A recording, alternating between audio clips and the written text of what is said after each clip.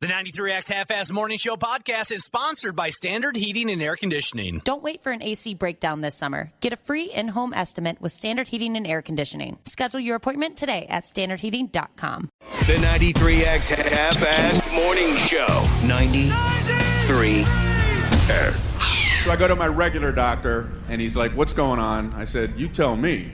Just above my right knee, there's a little area about 3 inches up. It's about the size of a fist. That's where it doesn't hurt.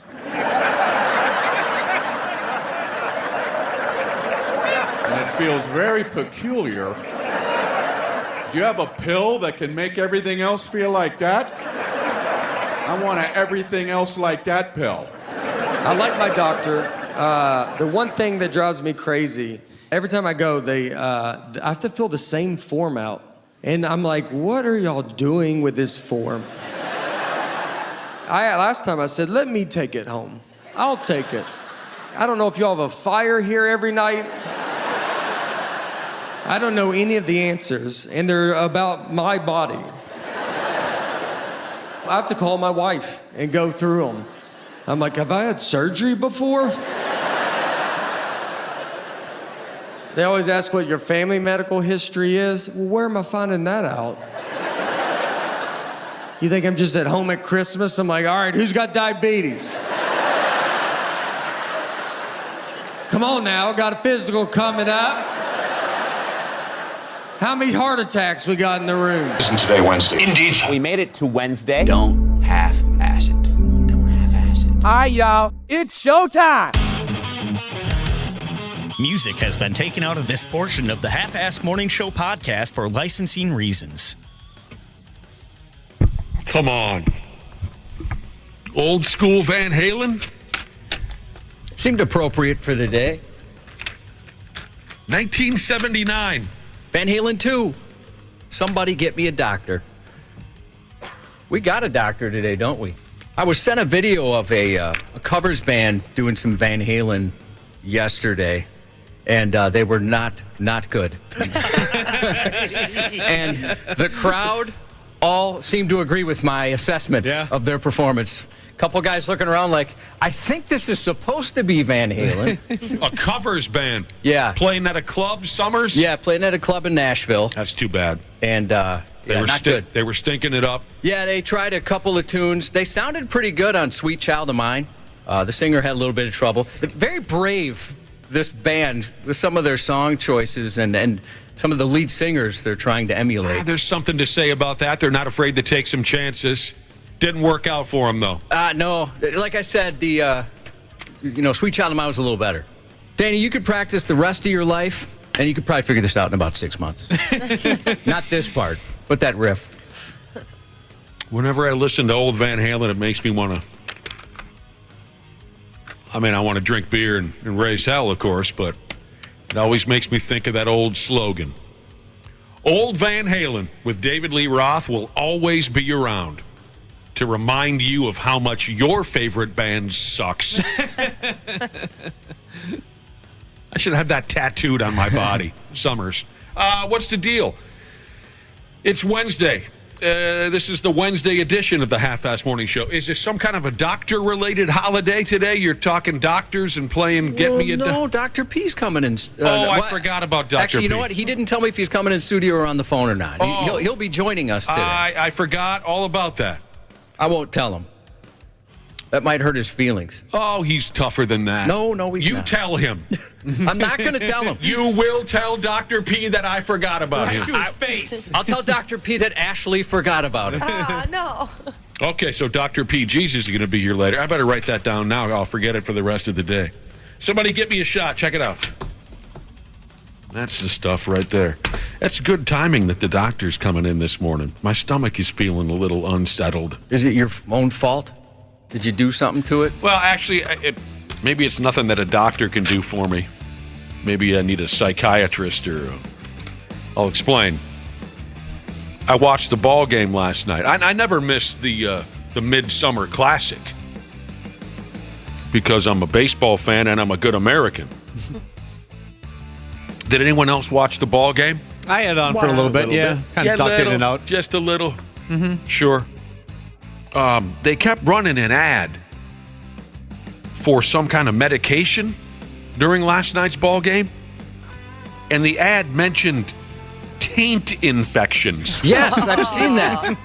Over and over and over again, they kept mentioning taint infections during this medication ad. You know what I'm talking about? Yeah, I've seen it as well.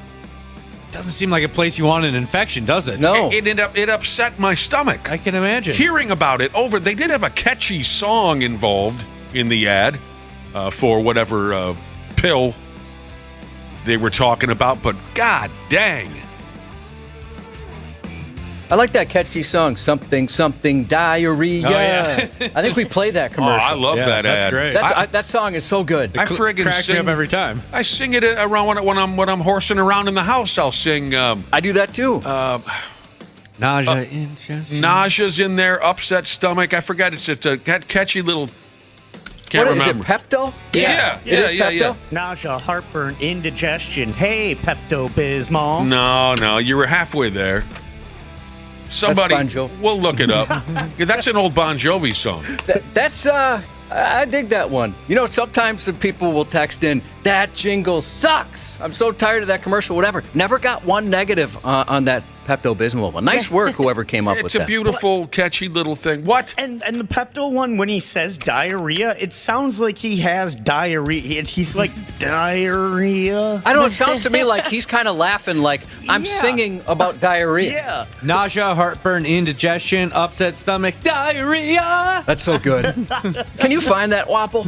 I'll try. At my last job. I want to give that a couple of spins here on the radio. I'm going to send this one out to my boy Nick, who crushes ass, by the way. Unrelated. Dude, Unrelated. Imagine if Dave Roth and Van Halen got a hold of it. That wouldn't it be fun if there was a cover band that just sang cool jingles from commercials? There's got to be. I'd imagine there's one out there. I'll tell you what, my stepdaughter is excellent at it. She can sing you any jingle, name a decade, name a product. She loves them. She can sing them. I wish I knew. I don't know lyrics. I'd like to see this act in person. Your daughter, stepdaughter, can sing all the hot radio and television jingles. Yeah, from when she was a kid, prior to when she was even born, she liked some of those.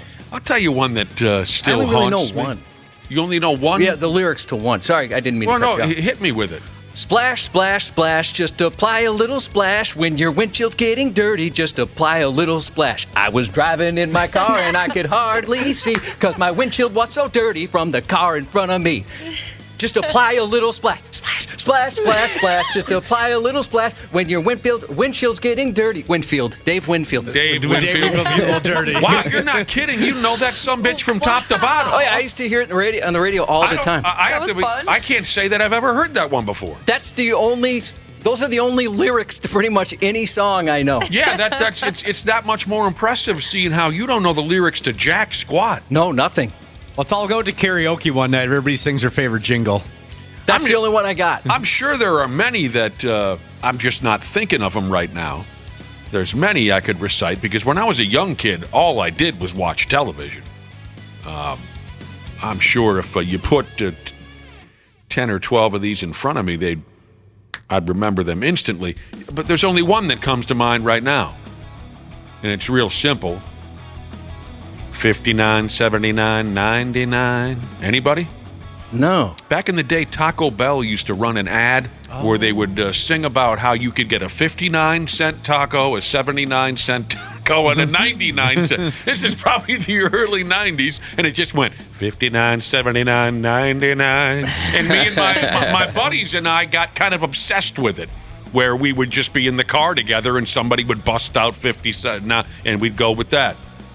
Oh, Barbender Jesus, Menards. Yeah. Menards always has great jingles. Well, it's the two jingles I love the most. Just the regular one and then the Christmas one. It's not Christmas for me without them. And I'm not even kidding. I need the Menards jingle around Christmas. You're a massive fan of Christmas and Christmas music. And I love Menards. One of my favorite stores. Menards, sure. I remember sharing many Christmases with you over the years where you didn't feel right unless that Menard song was part of it. I have to. Yeah. I have to hear it. Right. A brilliant one from when I was a kid was the Pizza Hut jingle because they include the phone number. Yep. Call 488-8888. Pizza Hut delivery is really great. 'Cause Absolutely. It was before Google and stuff, so you just always had the number Yes. programmed in your head if you wanted to order a pizza. Yep. You just had that. You knew that number. You didn't need to get out a phone book. You didn't need to think about any other pizza joint. They bashed us in the Yeah, head with that. they did. Day after day. What, 4888888. what was the college that used to run ads late at night? National American University. That's right. One night, Saturday's all right. Online's just fine. Nighttime, anytime. Get your degree. Set yourself free. National American University. That's the one. Brilliant. Great job, Awful. There's not many songs I've heard more than that one. Yeah, anytime you're watching late night TV, that would come on. That's a very good one. Or when they're all on the bus, J.G. Wentworth. J.G. Wentworth, 877 cash now. I have had annuity, but I need cash now. Well, the Big Mac, 2 all beef patties, special Yep. sauce, lettuce, cheese, pickles, onions on a sesame seed bun. It's a, The Oscar Mayer Wiener one, of course. It's a real deal skill set to be able to write one of these catchy ass jingles. Real deal skill set that not many of us have. You know who really loves Menards, a listener says? Who's that? Your mother. God darn it. That's you pick him up, you dropped him, Jesus. You know, I wanted to ask you guys if you got this email, and maybe we could no. ask her. We could ask our. Yeah. Okay, I know. I was looking in the other room. I'm fascinated by this. You brought this up off air. So so we were mentioning the doctors coming in. Dr. P. Jesus, our Sure. regular radio doctor. If you got questions, make sure you text them in. But I have a question. I'm going to ask about how legit these are. We're going to be mailed cups to poop in from our insurance company. Off air, Josh says to me, have you received one of the cups to poop in? And I didn't know what he was talking about. So where are we going with this? So it's for like your colon screening, and they mentioned there's a few other tests they can do on it. You go in this cup, and then as far as you guys are concerned, you put it on the boss's desk. Oh. But for the rest of us, we mail it in, and then they rate it. The company, Rate my poop. our company, Cumulus, is going to be mailing all of us a cup to poop in. Yeah. And then we can send it back to them if we like. Yeah. It's So not Ashley, you mandatory? grab one other girl, you get one cup. I'm actually very lucky. I don't You- have insurance through here, so not happening. Why don't you have I don't have insurance to. through here? Well, I'm I don't 25 think you still. have to do it. It's kind of for fun. Oh, because you're 20. It's for fun. I like pooping in a cup occasionally just for giggles. The other girl, Ashley, like Josh is saying, the other girl doesn't need to bring a cup. It's just one cup. Yeah, that's all you need. So maybe just hook up with one of the sales ladies here. If she's insured, she'll have that cup. Okay. Now, I can do that. I have to be completely honest. I've never seen the video. I've seen the videos of people watching the video and their reactions to it. I've been told what happens in that video. Yeah. And You I don't need to never, watch it. ever. Oh, you've seen it? Yeah. I never want to see I'm it. with you, Josh. I've never seen it. Yeah. I've just heard about it, and I've seen the reaction videos. Same What? boat. Oh my Same gosh, I boat. looked for it immediately when I heard about it. It's not pleasant. It's Ashley's homepage. Yeah, it's not really meant to be pleasant. I mean, look at the title. Tingling Third Leg Jesus said, "Don't forget about the McDonald's Filet-O-Fish song." I don't remember. Maybe if somebody Give me that Give fish. me that Filet-O-Fish. Give me that fish. That's right. Perfect waffle. Yeah, like Good I one. was saying earlier, there's every one of us probably knows 30 of these damn things, but you forget about them. Once somebody brings them up, oh, hell yeah, you remember those tunes. I'll tell you, I would. $5 foot long. I'd go see a cover band that did a bunch of those jingles. That would be sweet. That would be cool. I would too. That'd be the right. So, how many of us have had a taint infection? Any of us? No, I've never had one. No, I don't believe so. I don't even know how you would get it. Well, take that medication, and hopefully you're one of the lucky ones. Oh, the baby back rib song from Vintage Video Game Collector Jesus. Have you guys ever seen the video of them recording it? No. Oh, it is. Hang on a so- second, Wapple. Are you saying you watched a baby back rib behind the music or something? Totally, 100%. And like the guys are just having so much fun with it. It's so cool. I'm gonna Well, try to imagine find it how for you guys. stoned and drunk you probably get before you record the baby back rib song. You know, you're probably not taking things very seriously, right?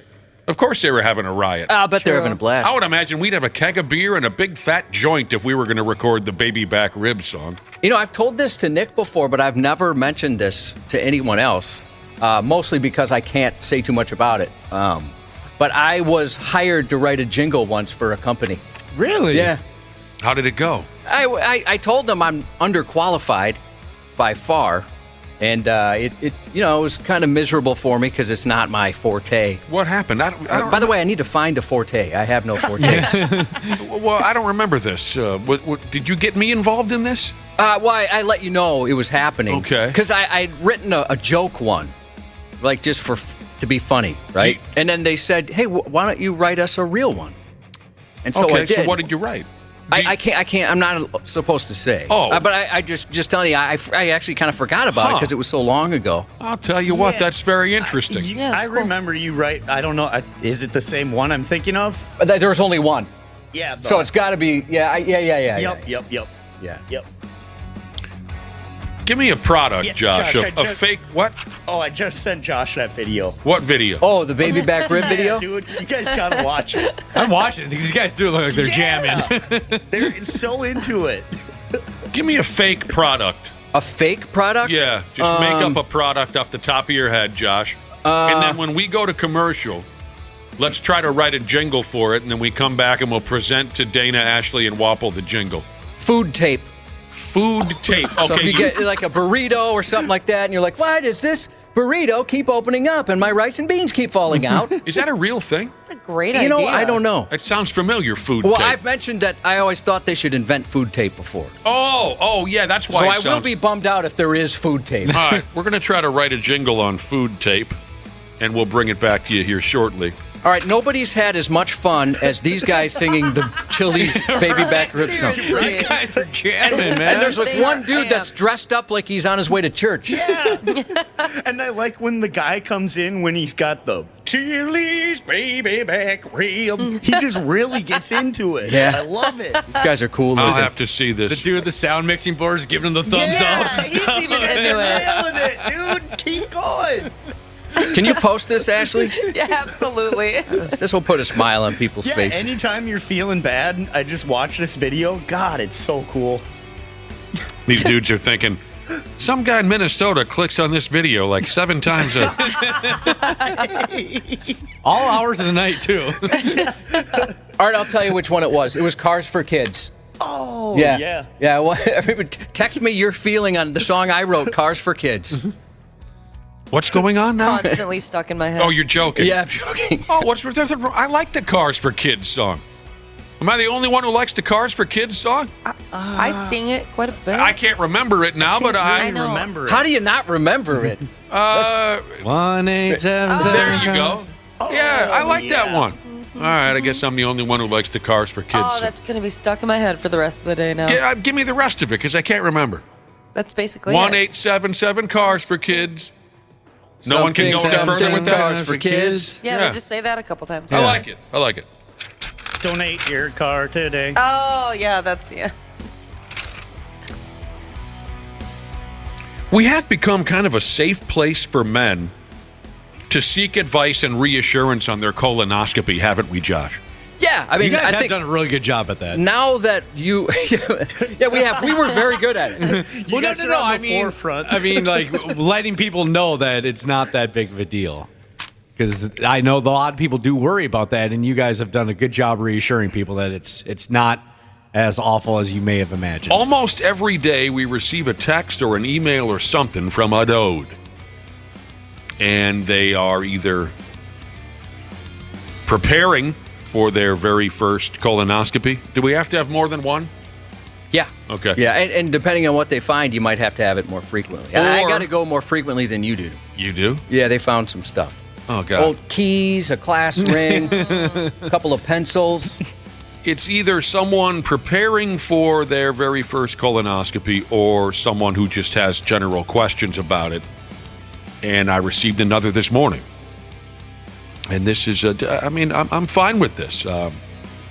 Kind of odd that we've become this epicenter for colonoscopy advice, but I'm happy to help, and I know Cubby is as well. Dana, you didn't have yours yet? Oh, you're too young. I haven't had one yet. Right, no. you got years to go. Well, they're recommending 40 now. They've gone down again. Well, let's go. Yeah. I'm 38 now. I'll go on and get in there. Here's what it says. Morning, half-ass morning show, Josh and Nick.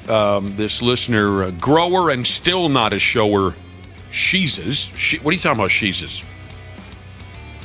Do girls get colonoscopies? Yeah. Yeah, Yes, they sure. The everybody. girls have colons. All right, They've got colons. fair enough. I've heard it's in that video that we were talking about earlier.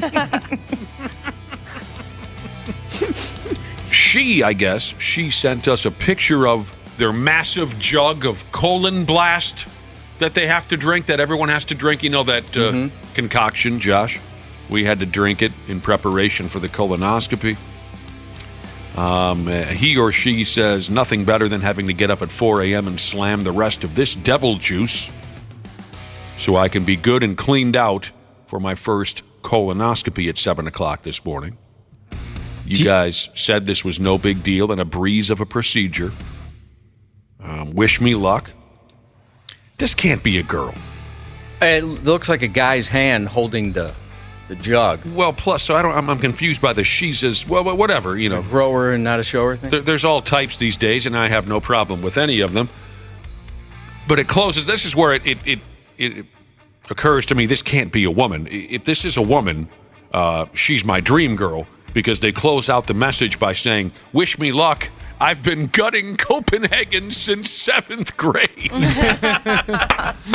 Well, as long as you're not taking it rectally, you'll probably, I don't know, does it affect back there? Copenhagen? Good question. It was one of my fears going into it. Oh, I didn't know that would have any effect down there. That was, yeah, I wouldn't know that either. But it was a fear of mine going into my colonoscopy. My chewing tobacco career is as out of control as it's ever been. And I was worried about, but they say I'm kind of nervous about what might be found up there. Well, I was as clean as, they said, the doctor told me my colon, I think the word he used was gorgeous. And I've been a chewing tobacco abuser since before you were born, grower, and still not a shower, Sheezes. Well, they found polyps for me, took them out and just said, hey, good thing you came in. These could have gotten a lot worse. But yeah, the procedure, you've probably heard people say it before, drinking the laxative is the worst part. And I didn't even think that was as bad as advertised. I thought it was going to be way worse than it was. But the procedure itself was easy. With the prep, I would go back, no problem. And I canceled a couple of appointments just out of fear. I didn't want to do it. With the prep, do you have to drink the juice, or can you eat just a couple bowls of colon blow cereal? No, you got to drink this stuff. Yeah, you got to drink this stuff. It's just like a powder, at least for me, it was a powder you mix with water, and it's huge. It's a huge jug. Yeah. You got to drink all of it within like a day and a half, I think it was for me. It's big. And I thought I was going to be locked to the toilet, like there's going to be no warning whatsoever, but it wasn't like that for me.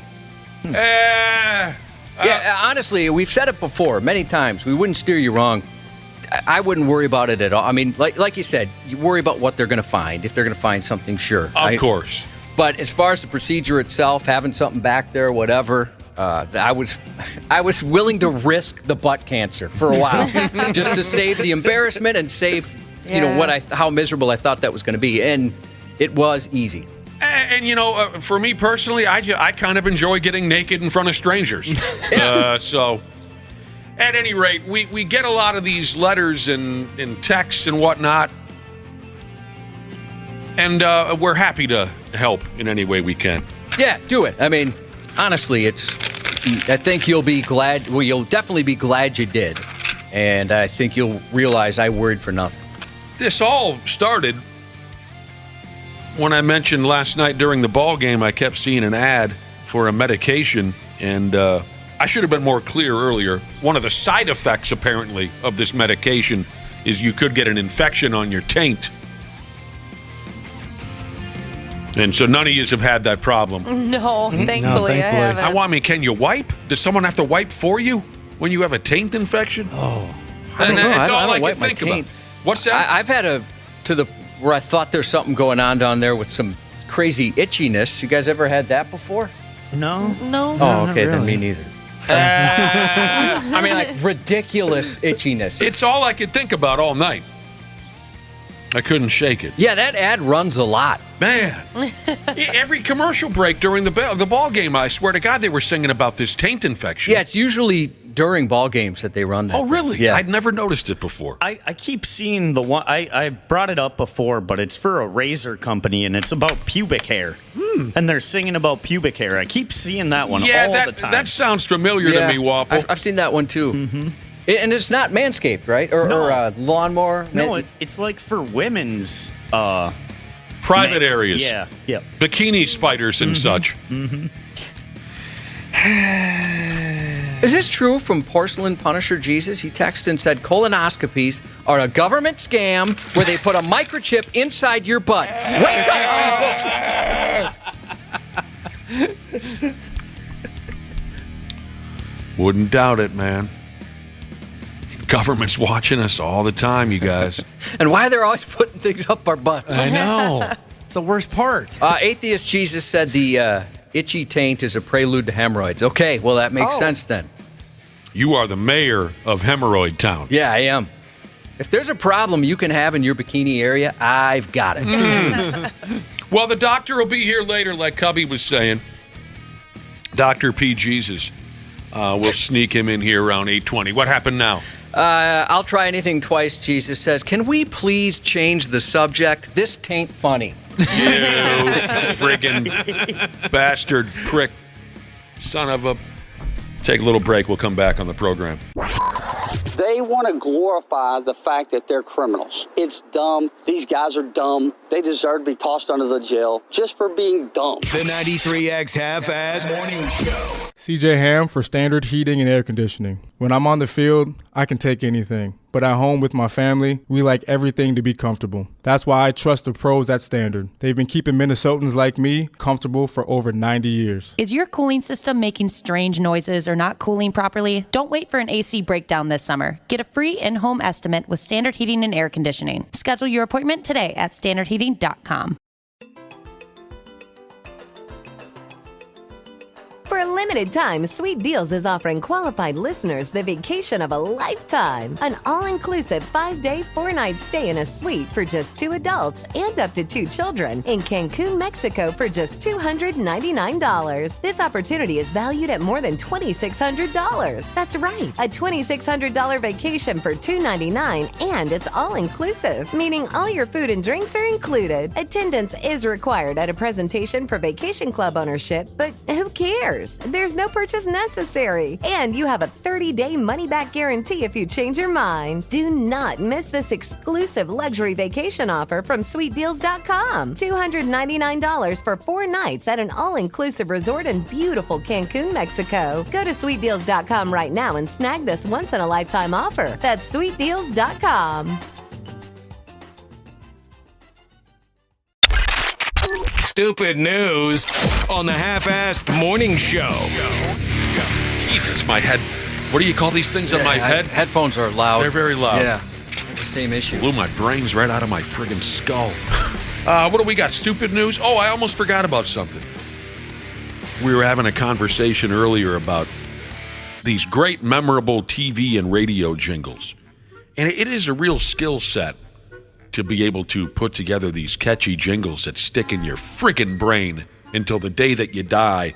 The Cars for Kids song and the baby back ribs. We talked about the Pizza Hut delivery is really great, and the Menards and all that.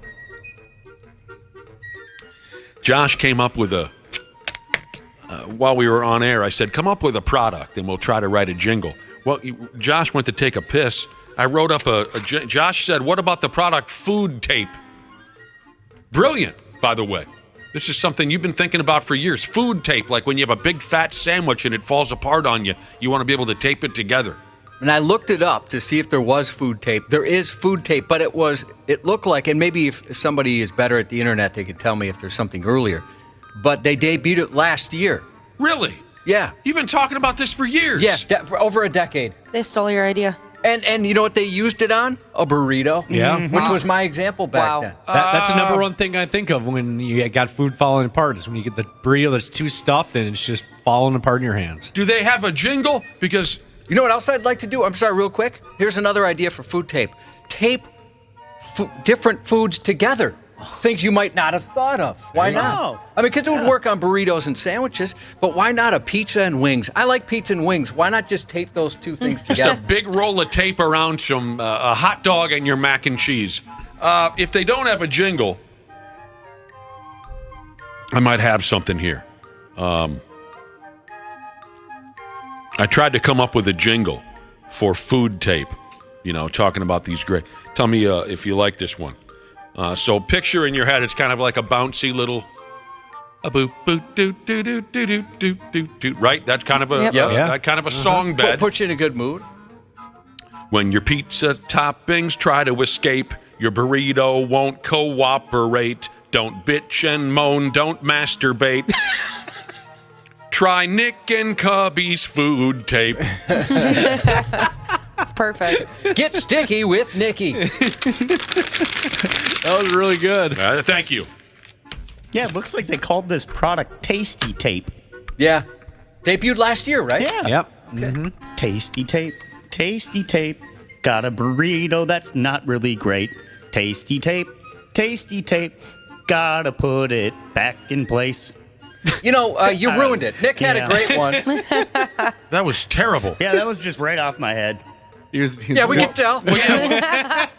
No kidding. That was just a spur of the moment thing there? Yep. All right. Moving on to the stupid news. Lyrics and something about tape. Sticky stuff you put on your food. That was just off the top of my head, too. That was great. More lyrics and maybe a harmony if somebody else joined me later in the song. Here's the deal.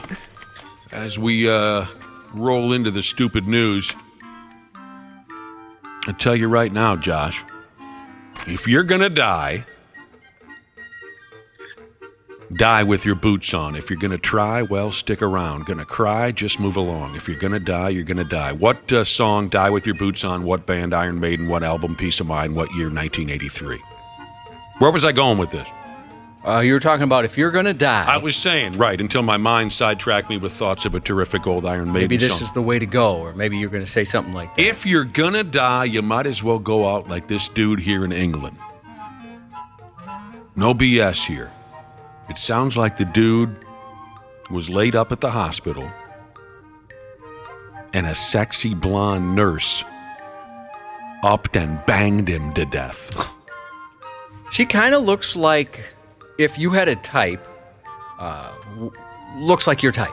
Well, can I see her picture again? Yeah. I looked at it last night. Like little, blonde, cute. Oh, wow. Yeah, I mean, that's even more fun than I remember it being last night when I saw her picture. You know who she kind of reminded me of as soon as I saw her picture? One of the finest things that God has ever created, by damn. And she went by the name of Baby Spice. That's what this, doesn't she kind of look like Baby Spice? Yes, she does. Man. She's got beautiful eyes as well. Nice smile. Wapple, you like this. Hair. Oh. Yeah. Eyes, she has dude? hair. She got eyes? She has eyes and hair. Can we get a confirmation on a voice? Does she have a voice? I think she does. Does she have a voice? Yeah. What do you mean? That's what I... That was also in his description of his dream woman. Oh. Like, well, I like eyes and hair. Voice. This delicious bang out unfortunately cost a guy his very life, and it cost her job. The story says here that a British nurse lost her job after the hospital found out she had an affair with a patient for over a year. And that affair ended when the guy just upped and died following a sexual encounter with her in the hospital parking lot. They refer to the male patient here in the story as Patient A. He was receiving dialysis treatment, and he died of a heart attack during their late-night hookup. in the parking lot. He and this blonde, pretty blonde. She's a 42-year-old. She don't look 42. No, I would never guess. I would think early 20s. Oh, hell. She goes by the name of Penelope Williams. They say she failed to call for an ambulance after patient A collapsed in the back of his car. Damn. It sounds like maybe she was apprehensive because she knew her career would likely be over if she was caught bumping gear with a patient. It also says she wasn't altogether honest at first about what the two of them were doing there in the parking lot. But the local papers say that patient A died from heart failure and chronic kidney disease triggered by a medical episode. I'm not sure what all that means, but... Maybe like exertion, too much exertion. Isn't that something? When emergency personnel finally arrived, patient A was partially naked and unresponsive. She banged him to death. Isn't that how Matthew McConaughey's Yeah, dad died? I was just going to bring that up. In the middle of coitus. I had no clue. All of a sudden, you're just gone. I'd heard that story before. Here's retired Air Force Jesus texting into the program saying, "I'll take stories for things that would never happen to me for $500. You can always text us, 651-989-9393. The guy had a year-long relationship with this sexy nurse, and finally, it killed him dead. Workplace injuries. They're no fun. I'm sure there are plenty of folks in our listening audience who have had that experience, getting hurt at work. Well, maybe some of you are happy to be hurt at work. For the Time cash. comp. Yeah, you get to go home, and in many cases, you continue to get paid. I don't know. Yeah. I went through workers' comp, and it was one of the greatest things that ever happened to me. Yeah. I mean, they paid for my mileage to Walgreens to buy Band-Aids that they also paid for. They paid for absolutely everything. That's cool. Yeah, What happened to you? I tried to cut my finger off. Oh, that's right. Yeah, we just talked about that yesterday off the air. Well, this is one hell of a work injury. Maybe the most original work injury that I've ever heard of. Here's a gal who, by damn, she milks pigs for their semen. All right. Someone's got to do it. Yeah. Every day, just whipping off pigs. I think I told you I was almost in the whip-off bull market. A guy I know wanted to, this must have been 15 years ago or more. He wanted us to go in on a bull and harvest its semen. I'm like, well, all right, maybe I'll be the money guy. Yeah. You can be the harvester. Yeah, that's not a game of rock, paper, scissors you want to lose. No. This gal dumps hand relief on up to 30 pigs a day. She says, and I know what you're saying. Well, it sounds like a sweet gig. I just see Wapple putting on a pig costume, hiding with the other pigs, just waiting in line. Well, I'm here for the hand relief. Oink, oink. I was just reminded they had this kind of like in Yellowstone when Jimmy had to help a horse. What did Shorzy do?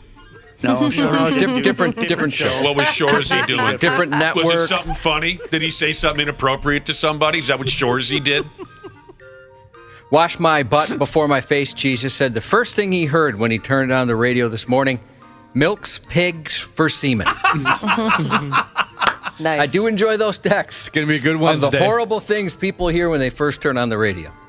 So I know this sounds like a sweet gig, but it's not as great as you might think because this gal, she's just got nothing left, kind of like the pigs. Both of her wrists gave way on her.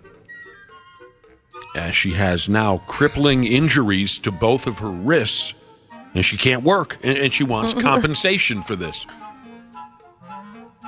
Her name is Maxine. She's 31 years old. She's very popular with the pigs. She says she had a job she loved, working in animal welfare. It paid well. But it caused long-term injuries. She started her job collecting pig semen again, and this is intended to help breed top-quality pork. She started this job when she was 18. Now she's 21, or she's 31 now. By the age of 21, she had serious injuries in both of her wrists. Now, 10 years later, she's still suffering from ongoing pain. She's had surgery. Her injuries have prevented her from working in other fields, such as floristry, dry cleaning, and demolition. That's a huge range. That's an interesting collection of professions put together there, isn't it? A little variety. That's like, hey, my injuries have kept me from working in some other fields I had interest in, like, industrial refrigeration, pontoon racing, and caricature art.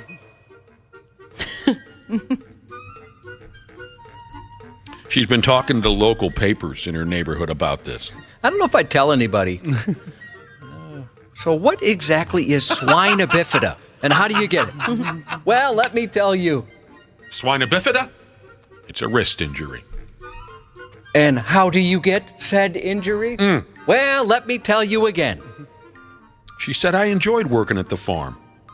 Although the actual semen collection stuff isn't all that exciting, she said. The pigs would argue that. Yeah, they would argue against that for sure.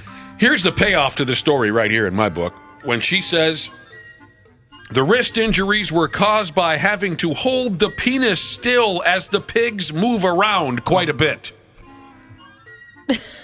So she's more or less penis wrestling these pigs. Because apparently they don't want to sit still for this. Poor pigs. I don't want to do this. How competitive are you guys? So let's say there's 2 semen milkers for these pigs. You're one of them. Yeah. Would you race the other person? Oh, going for it. Yeah. I'm very competitive. See how many you guys can get through in an hour? I would be happy to finish in second place every time. Well, I mean, by going fast, that would just mean you got it over with quicker. That's a decent point. You're touching more hogs. Oh, then you got to move on to the next. Oh, yeah, true. okay, I see. I mean, that's how you win. Let's do that on the show. Dana, you just volunteered. Deal. And it's just you. Just me. Time trial. Trying to beat my PR. Here's more. Fun Size Jesus said, gives a new spin to the term farmhand. Here's more from Maxine. On a big day, she said, I was working with 25 to 30 pigs, collecting their semen in a milkshake. That's not a word. In a milkshake cup for artificial insemination. At first, she used her right hand. And that one started to hurt. And then her manager suggested switching to the left. Sure. I don't think I could do it with my left hand. Well, it's the stranger. Everyone knows about the stranger. But then the left one went to hell on her, too. She was crying in agony. The pain was so bad. Now, what's the one where you sit on your arm until it falls asleep? Is that also the stranger? That's what I understand. That's what I understand. And then you kick it off the bed. I'm surprised there isn't some sort of... There's got to be a machine or something that would take care of this. Like a fleshlight for pigs. Yeah, for Pete's sake, if they've got milking machines for udders, why can't the farming industry come up with... I'm sure they have. So, with both of her wrists cooked, her employer moved her out of the semen extraction and into the lab. He said, no more pulled pork for you. Move into the lab. Pulled pork.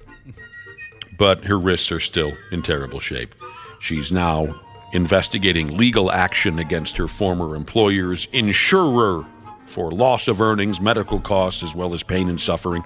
She can see why people might be amused by how this all happened. She said, well, it is quite funny because I did ruin my wrists wanking pigs. And that is hilarious no matter who you speak to. That is absolutely ridiculous. At least she understands that. Well, how could she not, for Pete's sake? What a job. What a gig. You know, if it meant better hours, Josh, I'd take it. Yeah, bet sure. You don't have to get up early. Once you go home, you're done. I wonder what you can get paid to. You probably I don't know. like probably get used to it, after a while. If I didn't have to show up till 10:30 or 11 in the morning, I'd take that job. You should Tired go out. into radio sales. Yeah, or program directing. I'm tired of these hours. This is good news here. A little 9-year-old girl in the Philippines. She's recovering after having a pair of scissors stuck in her skull for a week. It's not where you want scissors to be. Where do you want them to be? Yeah. Is it safely in a drawer? In the junk drawer? Yeah. She was hospitalized. This was a freak accident. And scissors stuck smooth out of her head for a full week. Was the hospital busy? There is. I'll explain that to you, Smashly. Nicole is the little girl's name. This nightmare accident happened at her family's home. Little 9-year-old girl was arguing with her 5-year-old brother. Kids are always arguing. Well, brothers and sisters are always arguing back and forth. Her brother bombed her over the head with his school backpack. You son of a... He hits her over the head. He didn't know that his backpack had a pair of scissors hanging out of it somewheres there. And it stabbed her right into her into her noggin. Oh. They drove her to the hospital. This doesn't sound right, but it says here the family was too poor to pay the monies for the gal to be treated properly. So she had to spend a week in the hospital with the scissors hanging out the side of her head for the love of Christ. Well, you'd almost think spending a week in the hospital would be more expensive than just pulling them out safely. Right. When word spread in town, folks in the neighborhood donated money for the procedure to get the scissors up out of this gal's cranium. She's now recuperating. Good for the local folks that they chipped in, but she had to sit there for a week until they gathered up enough dough. Her aunt said she wasn't in much pain, but she was bored and wanted to walk around and play, but they couldn't let her do it. She got a scissors hanging out of her head. Oh, that would be so boring, yeah. Back to the last story, I was trying to figure out how much a pig masturbator could make for a year. I couldn't find that, but I did find there is a band with the name Barnyard Masturbator. Barnyard Masturbator, huh? Mm-hmm. I'll wait for their behind the music. Sounds like somebody perfect for your wedding reception. Staying with the bizarre medical theme, I guess, here on the program is how I might say it. Did you hear about the guy with the green, hairy tongue? Yeah, it's disgusting. No. Yeah. He had a hairy tongue, and it turned green for him, too. I bet there's some OnlyFans potential here. You think so? Yeah, things people, they want them to, hey, lick this with your green, hairy tongue. And do this. Yeah, you're probably right. Oh, dude, this is a recent case that happened in Ohio, if I didn't mention that already. Some poor bastard briefly developed an unusual condition where a shaggy carpet of green hairs covered his tongue. Oh. Wonder what that does to your breath. They said bad breath is a possible, what's the word I'm missing, Josh? Side effect? No, beforehand. Symptom. Bad ass toilet breath is a symptom. Yeah, if that's the case, we have a former coworker who I would look for a rug on this person's tongue. Oh. You guys probably never met this former coworker. This is years ago. But her breath, Cubby, if you don't mind me taking it. Take it. Was humming. We called her galatosis. Yeah. This lady, I mean, it was terrible. Galatosis. You following that? Did anyone ever tell her? No. Just keep gum around. Give her a sign. Just walk by and spray a little Febreze in there. She'd walk up on me and Cubby. Are either of you interested in a... What's the radio word when we do ads for people? Endorsement. A endorsement? Her breath was... You do it this time, Cubby. Humming, man. Humming. God, it was nasty. There are pictures of this guy with the green hairy tongue, and I heard they're not easy to look at. Did anyone look at the green hairy tongue picture? Gross. Are they tough, Wapple? Yeah, it's not good. Yeah, I chose not to. I'd put a little hole and flag at the end of it and practice my putt. Apparently, this is a real condition that any of us can catch, called hairy tongue syndrome. The most common version of this condition, you get a black and hairy tongue. But in some cases, the tongue rug, and don't get cute with that, the tongue rug can also appear, are you ready for this? Tongue-colored. Oh, God. It can appear brown or yellow. You know, the world is so weird right now. I could see this maybe even becoming a trend. You're like, hey, get some tongue hair, dye it. Sometimes, Cubby, your tongue hair can be blue or green. Like we're discussing the green. Doctors prescribed this guy an antifungal medication. They thought that the fuzz on his tongue was a yeast infection. Ooh. But the pills didn't work, so they diagnosed him with hairy tongue syndrome. Wonder if you can, shave it. Well, you can definitely vacuum it. Style it, give it a little mohawk. I'd make sure I had a pretty steady hand if I was going to shave my tongue. What causes this, you might be wondering? Doctors don't know for sure. And what they do know is too boring and complicated to bring into the mix here anyway, so consider yourself at risk. I can tell you this. By God, I can. Hairy tongues often happen to men. And it's also associated with older age. I just hope I can make someone spit their coffee onto the dashboard this morning, because really, honestly, older men who smoke cigarettes and drink, some of you are nervous. If you drink a lot of coffee, it usually resolves itself in a matter of weeks. In this case, this Ohio guy, he was a 64-year-old cigarette smoker.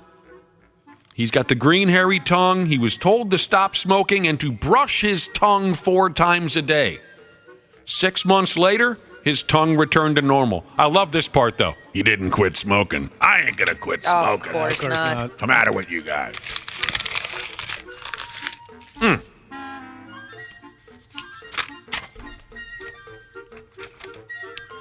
And I guess we're not going to quit today until somebody pukes. Doctors found a whole octopus stuck in a dude's esophagus. Bro, how'd that get there? You gotta see the pictures of this. You won't sleep tonight. Doctors in Singapore found a damn octopus lodged in a man's esophagus. Dude started vomiting all over himself. It's like a friggin' Gary from Team America World Police. What the hell's going on? He goes into the doctor. All day long, he couldn't stop puking. He told the doctors that he had a meal that happened to include a raw octopus. Well, that's where you went wrong, son.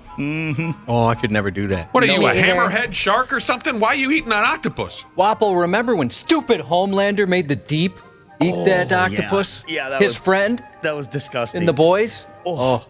Well, and then if you eat a raw octopus, don't you think you could feel the suckers and the tentacles on your neck as it's going down? It's dead. I would hope. There's some information. There's some people that eat them whole, alive. There's some information here at the end of the story about those crazy people. So maybe when they're dead, the suction cups do nothing. I don't know. I don't have any. I'm thankfully no octopus experience from my past. So the dude's vomiting all over town. He says, yeah, I went ahead and I had something or another to eat, and there was a raw octopus in there. He couldn't breathe. He couldn't swallow. Went off to the emergency room. And he had a whole octopus stuck in the passage between his esophagus and his stomach. And the pictures are hilarious. They are Tentacles terrifying. and the whole works. Maybe if he actually had chewed the damn thing. Yeah, it doesn't look like he chewed it all. He did no damage to that octopus when he consumed it. Just gloomp. These are up on 93x.com, the pictures of this. You like the pictures, Josh? No. Oh. No. They hauled out the forceps, the doctors did. They grabbed the octopus out of there. It says here, now here's what Wampa was talking about. At least he didn't try to eat the octopus while it was alive. Or he could have wound up as one of the 6 people on average who die from asphyxiation every year from swallowing a live octopus. Just stay away from them. There is so many other food options. They desperately glue their tentacles to the inside of your throat as they are swallowed. Yuck. And Oh my they gosh. cut off the passage of air completely. That's what they do, the octopus, if it is swallowed alive. What are we doing? Whatever happened to Burger King? Yeah, let's go get a bag of chips. Do you remember just late last month we talked about that dead octopus they found in a toilet in a park bathroom in Indiana? Yep. That picture? That was disturbing. Man. That thing was huge. It's a good-sized octopus.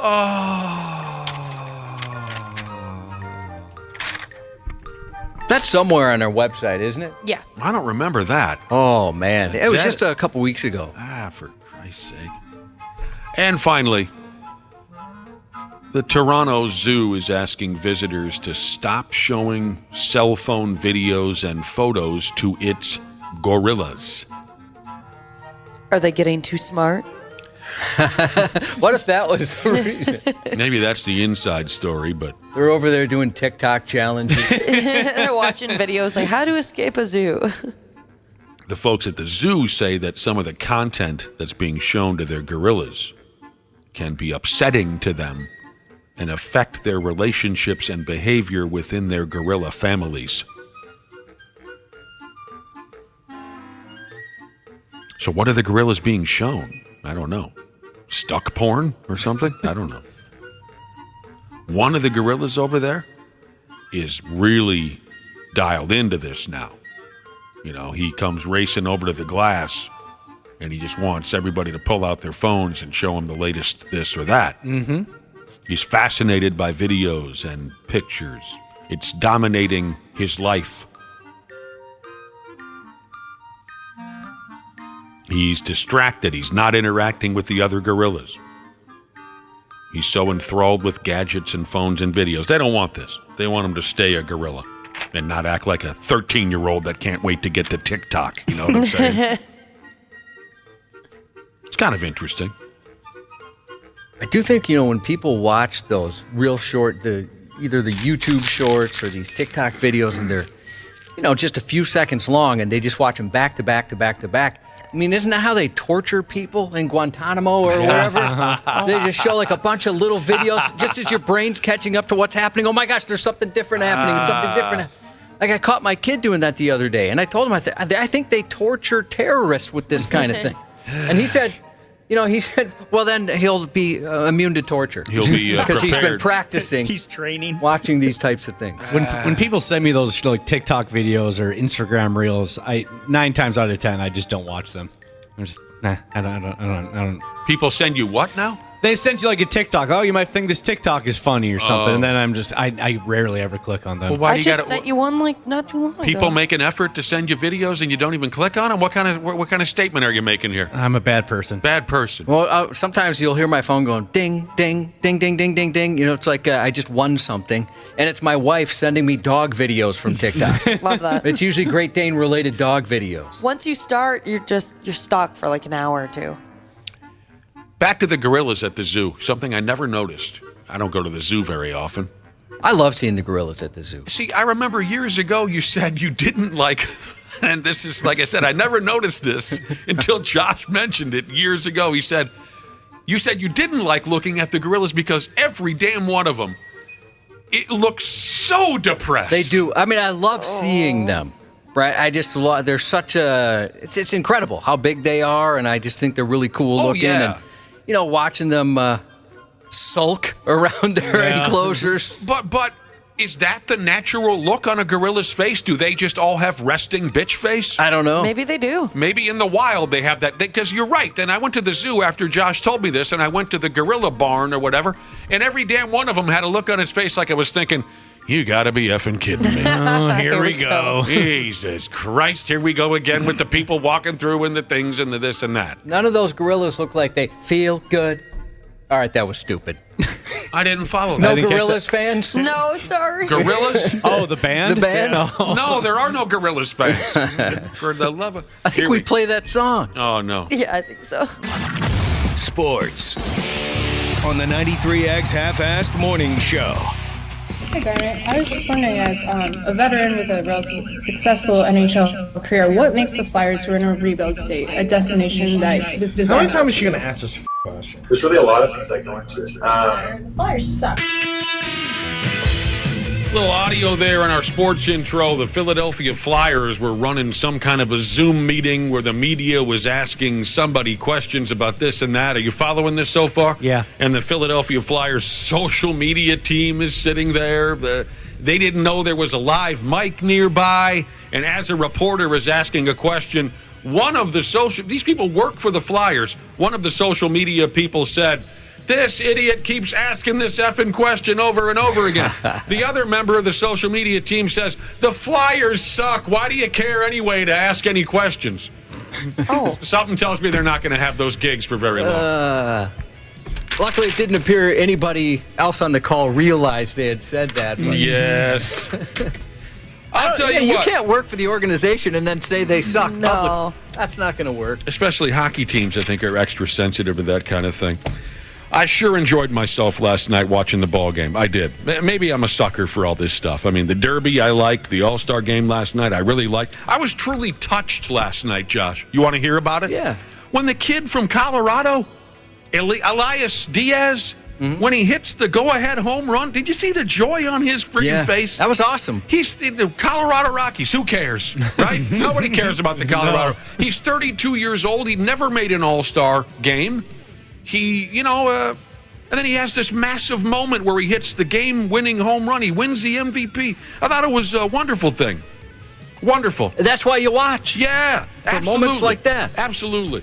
National League beat the American League by a run. We'll talk to Randy Shaver and Brad Ryder up and down about this in about a half hour. Josh's news is coming up.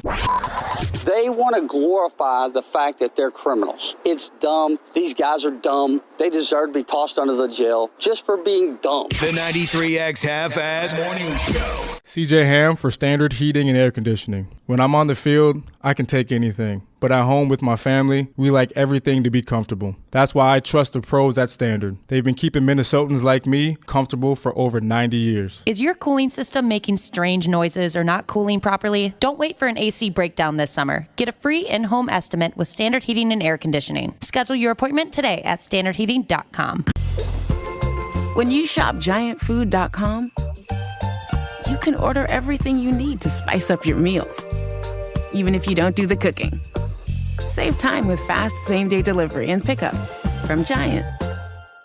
How wrestling really works and how you get the ratings. Eric Bischoff and Conrad Thompson explain on 83 Weeks. There's no creative strategy that would allow AEW to execute on the mission of being different than WWE. And if you're not doing anything different, you're either better than, or you're less than, or you're different than. And so far, AEW is less than. There has to be something different. And I don't know what that is, to be honest with you. 83 Weeks on YouTube or wherever you listen. Half-Assed Morning Show.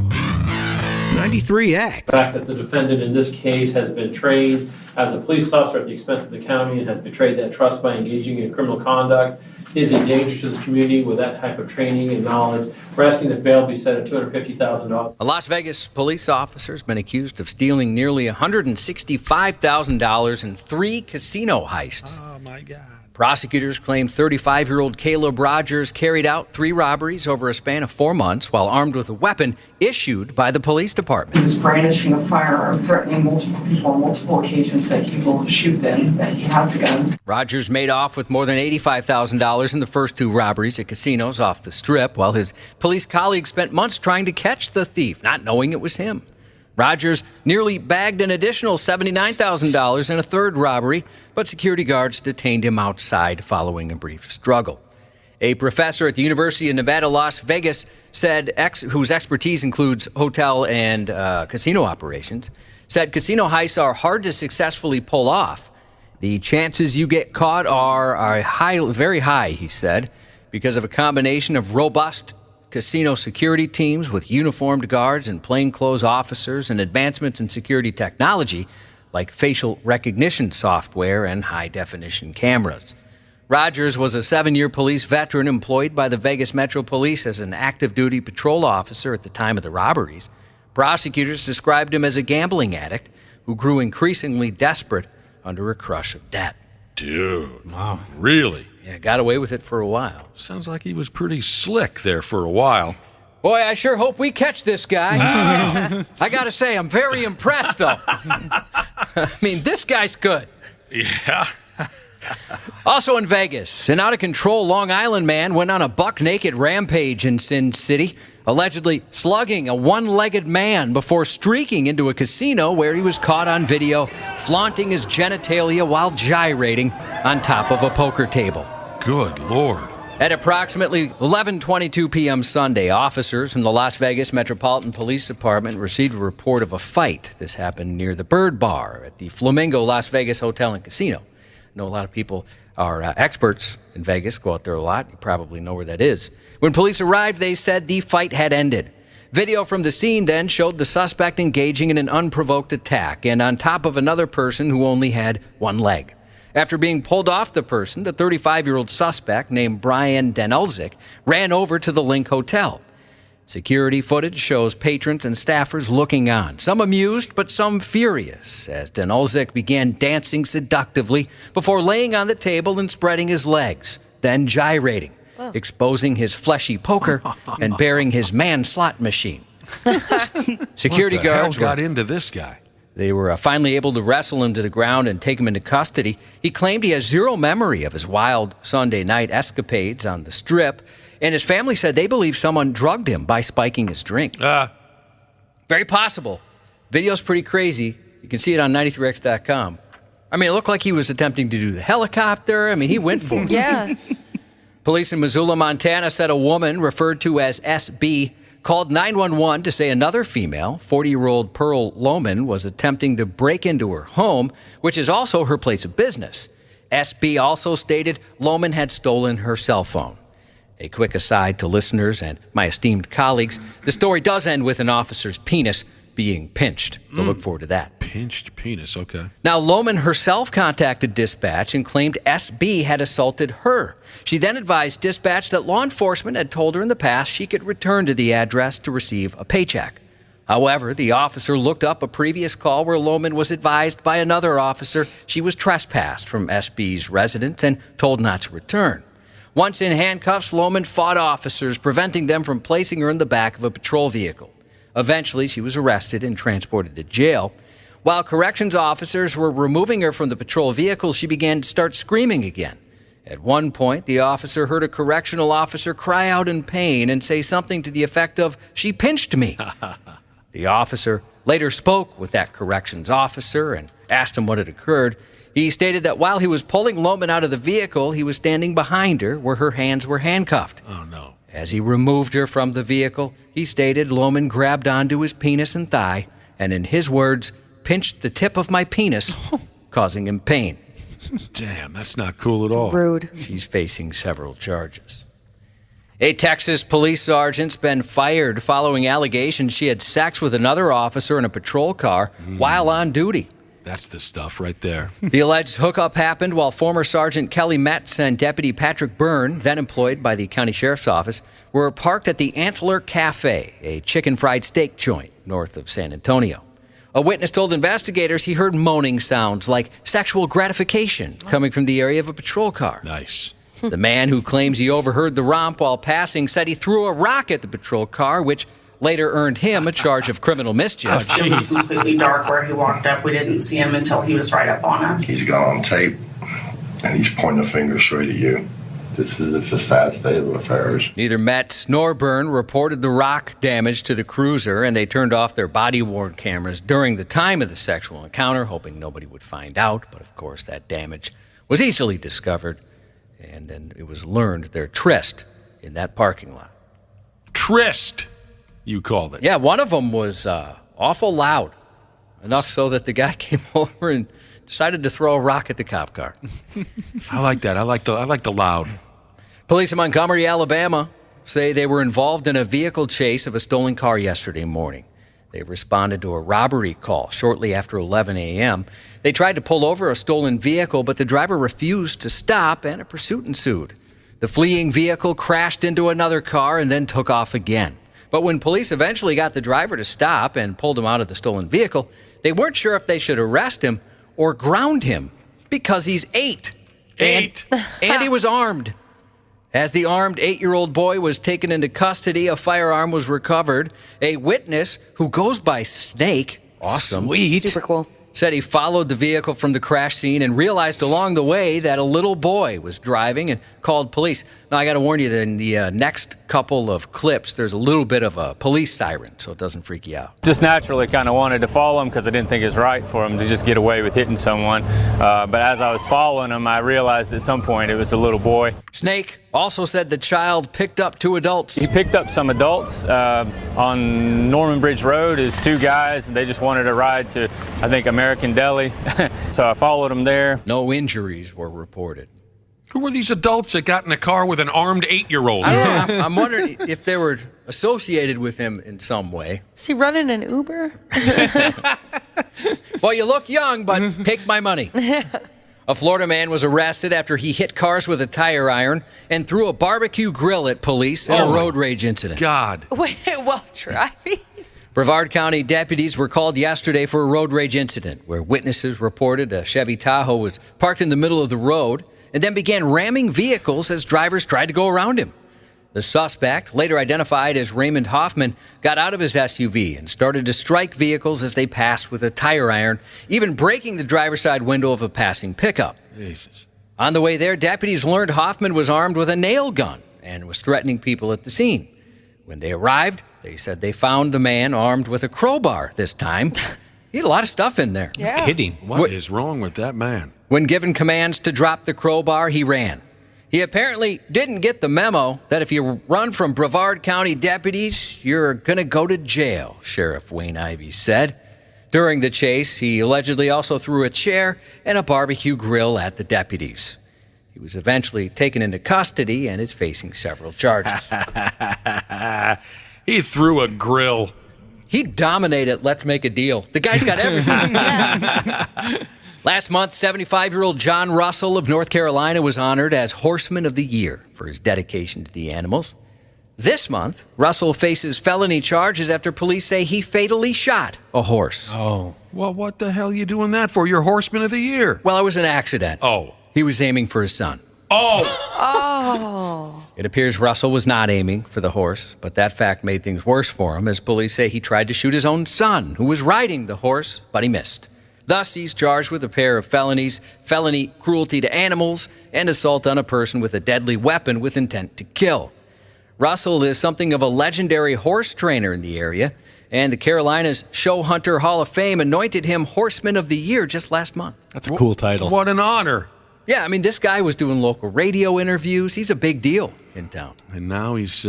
Great horse trainer, lousy shot.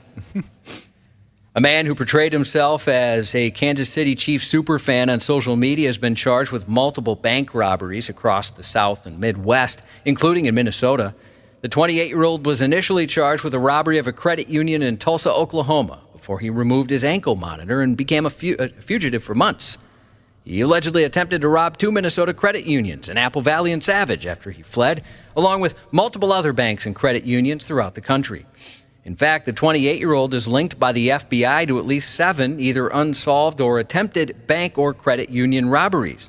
Those occurred in Iowa, Minnesota, Nebraska, Oklahoma, and Tennessee.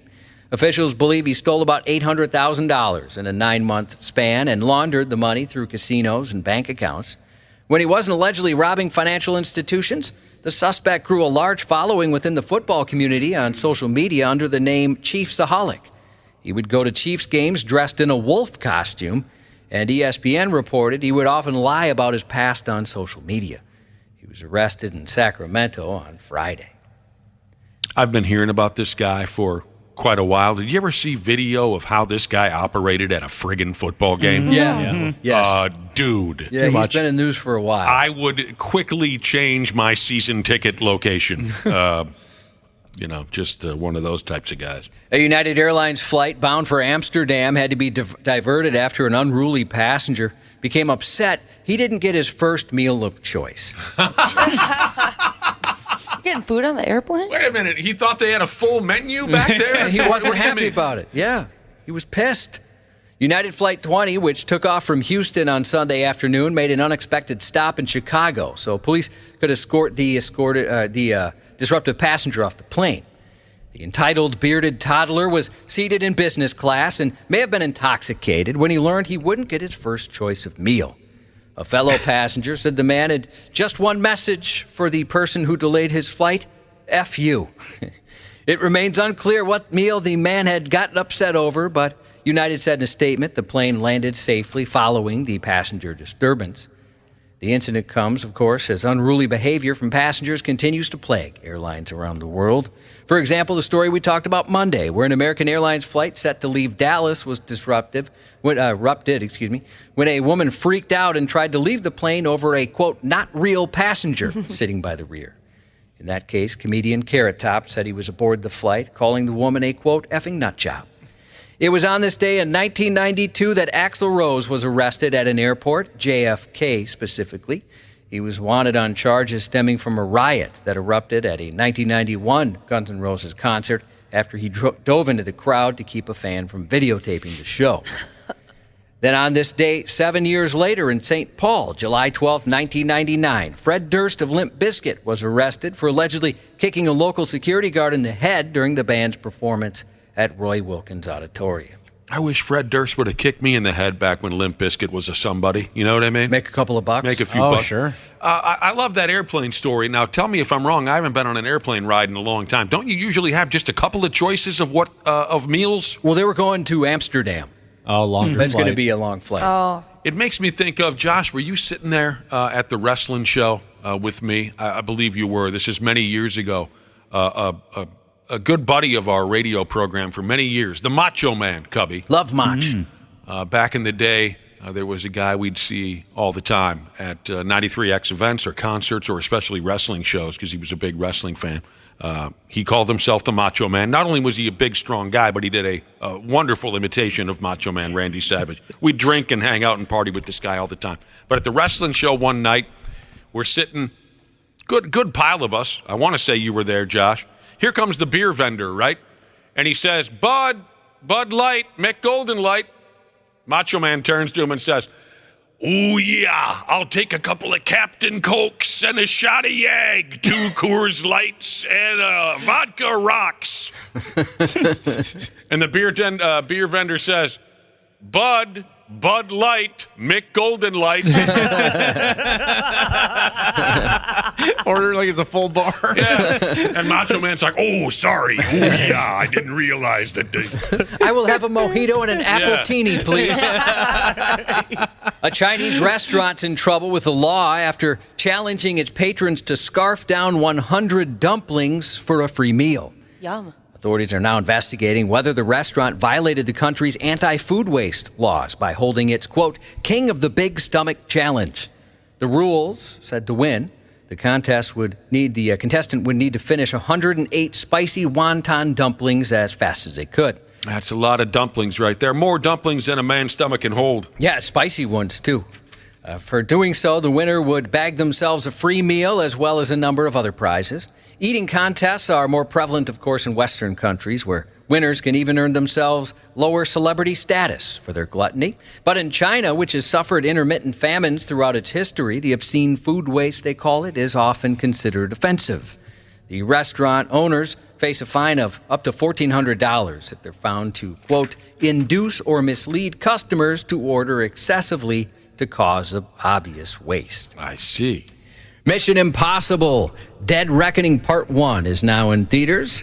Ethan Hunt and the IMF team track down a terrifying new weapon that threatens all of humanity. The first 2 episodes of the new season of The After Party debuts on Apple TV Plus today. In Season 1, a murder occurs at a high school reunion after party, with each episode told through the perspective of the various characters. Season 2 will focus on a different after party, a wedding this time, where every guest is a suspect. Ooh. Today on Netflix, Quarterback Season 1, the new 8-episode docuseries from NFL Films and Peyton Manning's Omaha Productions gives an unprecedented look at the 2022 season for Kansas City Chiefs QB Patrick Mahomes, Atlanta Falcons Marcus Mariota. What is Mariota? Mariota. And Minnesota Vikings Kirk Cousins taking viewers through the 2022-2023 football season with access to their huddles and their homes. God, the NFL is just so convinced they're the most interesting thing in the whole world, aren't they? I personally can't wait to watch this. What? I'm looking forward to it. What about Mission Impossible? Oh, I can't wait to watch that either. That does look cool. I think that'll get me to the theater. That franchise, for me, each one has been better. I know you love that Mission by Damn Impossible. Yeah, it's great. You're not going to watch that stupid show with Kirk Cousins, are you? Oh, absolutely. What? Yeah, me and my son, we're looking forward to it. That's awesome. Yeah, Kirk Cousins, not in the top 5 quarterbacks, according to Justin Jefferson. That was funny. Then tonight, the 2023 ESPYs on ABC. Rain in the Resident Evil movies, Trudy and Avatar, and also from Lost, Michelle Rodriguez, who's a part of no other notable franchise. She's 45. Jerk. WWE superstar Brock Lesnar, 46. Oh. Happy 13th anniversary to Train Tech Jesus and Fun Size Jesus. Happy birthday to Swing and D Hammer Jesus, turning 45 today from Snot Rocket Jesus. Happy 28th to Goofball from It's So Hard a Cat Can't Scratch It Jesus. God dang. I know. And that's 93X News. Care 11's Randy Shaver. Can't catch me! Can't catch me! On the Half-Assed Morning Show. 2 on, 2 out, and a 2-2 pitch. Ramirez swings and misses. Kimbrel slams the door. The National League's finally back on top. Its first All-Star Game win since 2012. Hello, Randy Shaver. Hello. Still sitting at home, not doing jack squat. Got that right. Damn, what's it been like just sitting around doing what? Are you getting fat? I'm trying to. Been staying up all night? No, I go to bed early. That's the best part of being off of TV. That's true. Oh, yeah. Yeah, because we've got the opposite, where we want to stay up late, where we don't get a chance to do that. I never considered that. I really think I go to bed earlier when I'm on vacation than I do when we're working. Yeah. I absolutely do. Can't wait to get into bed. And Brad Ryder live from Nashville, Tennessee. How's Nashville, Brad Ryder? Coming to you this morning from Conway Twitty Lane. That's where the ball fields are at. Of course it is. The complex, I'm not lying, it's on 131 Conway Twitty Lane. No kidding. Yeah. Conway Twitty. Now, that brings me back to when I was a kid. My folks would put his records on now and again, Conway Twitty. Yeah. He had the great hairdo, didn't he? Oh, he sure did. Unbelievable He hairdo. had TV anchor hair. Yes, he did. He's been dead for years, that Conway Twitty. It's almost like 30 years. It's almost like Conan O'Brien style, you know? Kinda. Yeah, at times he had it looked like that, yeah. I don't know. To me, it's more like a Michael Landon, Elvis Presley kind of a thing. Definitely Elvis Presley at times. Oh! I think he died right around when I graduated high school. I thought it was 30 years ago. Is that right? Hello, darling. Yeah. Nice to see you. Yeah, it's 1993. been a long time. Well, wherever he went with that. Conway Twitty. What are you doing? I forgot what you're doing in Nashville, Brad. My daughter's got a softball tournament here. First game was yesterday. They played at one game yesterday. They're playing today at 9 a.m., so I'm sitting here in the parking lot before the game. What are you doing there so early, for God's sake? To talk to you guys. I didn't want to be driving while I was talking to you, so I got here a little early. Isn't that nice? Yeah. Randy hasn't been doing anything. I know. Yeah. I'm playing golf. I'm playing golf this afternoon against my common sense in about 95-degree heat with a couple other dads from the team. We're going to go play golf somewhere. Make a batch of soup in those undies when you're done. Yeah, no kidding. What is it? Is it hot in Tennessee today? It's high supposed to be 96 with just a tad bit of humidity. Yeah. 96 and humidity. Yeah.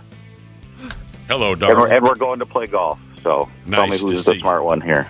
It's been a long time. I can't get that out of my head now, Cubby, now that somebody said Conway Twitty. Conway Twitty Lane. Jeez. Did you make it over to Kid Rock's bar? Not yet. I'm going to do that tomorrow. My We're gonna go down to stepdaughter, Broadway she tomorrow. went there yesterday. She sent me a bunch of videos. You should check it out. Oh, wait a minute. That's right. Yeah. Your stepdaughter is in Nashville also. Yeah, she's there as well. His stepdaughter is kind of here, sort of, for the same reason I am, not to get too into it, but she's here watching one of the teams from Minnesota play, too. Conway Twitty and Kid Rock. Imagine if they mashed up. Oh. You know, they could. They right? could. I could see that. They could still do that. Well, there Take you go. some old stems from some of those songs. And Yeah. Throw some Kid Rock on top of Well, it. why don't you cancel this silly golf outing if it's going to be 96 and humid, Brad Ryder? You're not built for that. Well, I already brought my clubs. I don't want to bring my clubs for nothing. You know, I want to at least go once. Oh, really? You brought them on the plane? Yeah. And everything? Oh, wow. Yeah. You know you can rent them, right? Well, I know, but I've got my own. So He's why would not I an do that? amateur. He's not gonna. It's not his first rodeo. You don't want to. You don't want to bring your clubs all the way to Nashville for nothing. Well, skip the golf outing and just run down Main Street, Nashville, screaming with a golf club above your head. It won't feel like a wasted trip then. So there you go. We appreciate both of you hanging out again this morning. Josh was talking about something in his news report, talking about some. When's the last time Brad Ryder, Randy Shaver, separately or together? When's the last time either one of you went out to the movies, went out to the theater? Oh gosh, I don't even know. I know, and it's the same guy bringing me back. It was Top Gun Maverick. Oh sure. And now I want to go see. It's probably the last one I saw too. I want to go see Mission Impossible, but I also do want to see Indiana Jones in theaters too. I saw Creed 3 with my son back in March. All right. That was the last time. Oh, so Cubby, it was Top Gun, the Maverick last summer. That was the big movie last summer, right? Mm-hmm. Yeah. Josh, and he just mentioned it. He's excited to go see Mission Impossible, the latest Mission Impossible. Now, I've never dangled with any of those, but that's one of Josh's favorite all-time movie series. Yeah, they're very fun. Yeah, and like I was saying, in my opinion at least, each movie has gotten better. And, that's obviously not very common. Fast and Furious, for example. Each movie is better than the previous. Have you tried any of the Mission Impossibles, Randy or Brad? Absolutely. I've Okay. seen them all, yeah. Josh, I got a question texted in from a guy by the name of Better Than Dana at Mario Kart Jesus. He wants to know, Josh, have you Dana, heard... you're taking a beating. Yeah, that's fine. Have you heard of the porn parody Missionary Impossible? That's probably the only one I'd be qualified for. It's very possible. It's very possible. Missionary Impossible. I bet.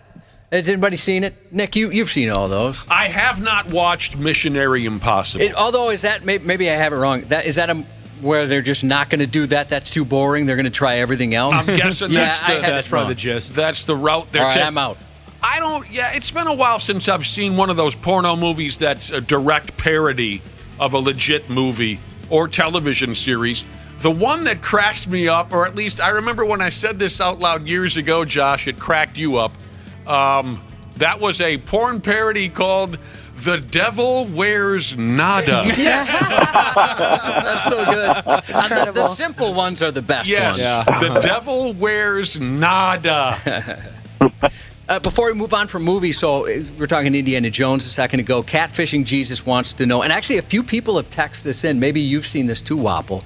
Wondering if we've heard Harrison Ford on Conan O'Brien Needs a Friend, his podcast. I heard that's very good. Oh, my gosh. Yeah. Super. That guy is funny. And he has Conan O'Brien, who's the quickest wit I can think of, on his heels. Yep. He's going after Conan so much. So, yeah, if you're interested, if you like either one of those guys, that was a very good interview. Harrison Ford is a funny guy? Yeah, he was really funny. Funny in a very intimidating way. Oh, I'm sure. Well, that's a hell of a deal. Yeah, he's still doing that Indiana Jones gimmick. Give me a friggin' break. I know you guys are pumped about it, but I think it's silly. Well, I love it. It's not what it used to be, but I do. It still gets me. Absolutely silly. He's still running around with that whoop. Now, I was telling everyone earlier, Brad and Randy, that I really enjoyed last night's ball game. I did. Yeah. You guys watch a great majority of the All-Star game? I did. I was so I watched happy. a little bit of it, not I was much. so happy for that Rockies catcher. Yes, Elias Diaz. Elias Diaz. Yeah. Gets the game-winning home run. Nobody's heard of the guy. He's 32 years old, playing in his first All-Star game. The manager says, yeah, who the hell is Elias Diaz? He raises his hand in the dugout. Go out there. Get an at-bat. Humor us with an at-bat, you Colorado Rocky, whoever they are, you know. and he pokes one over the left field fence, and it's been a long time since I've seen a ball player with that much joy rounding the base. That was a riot. Yeah. Yeah.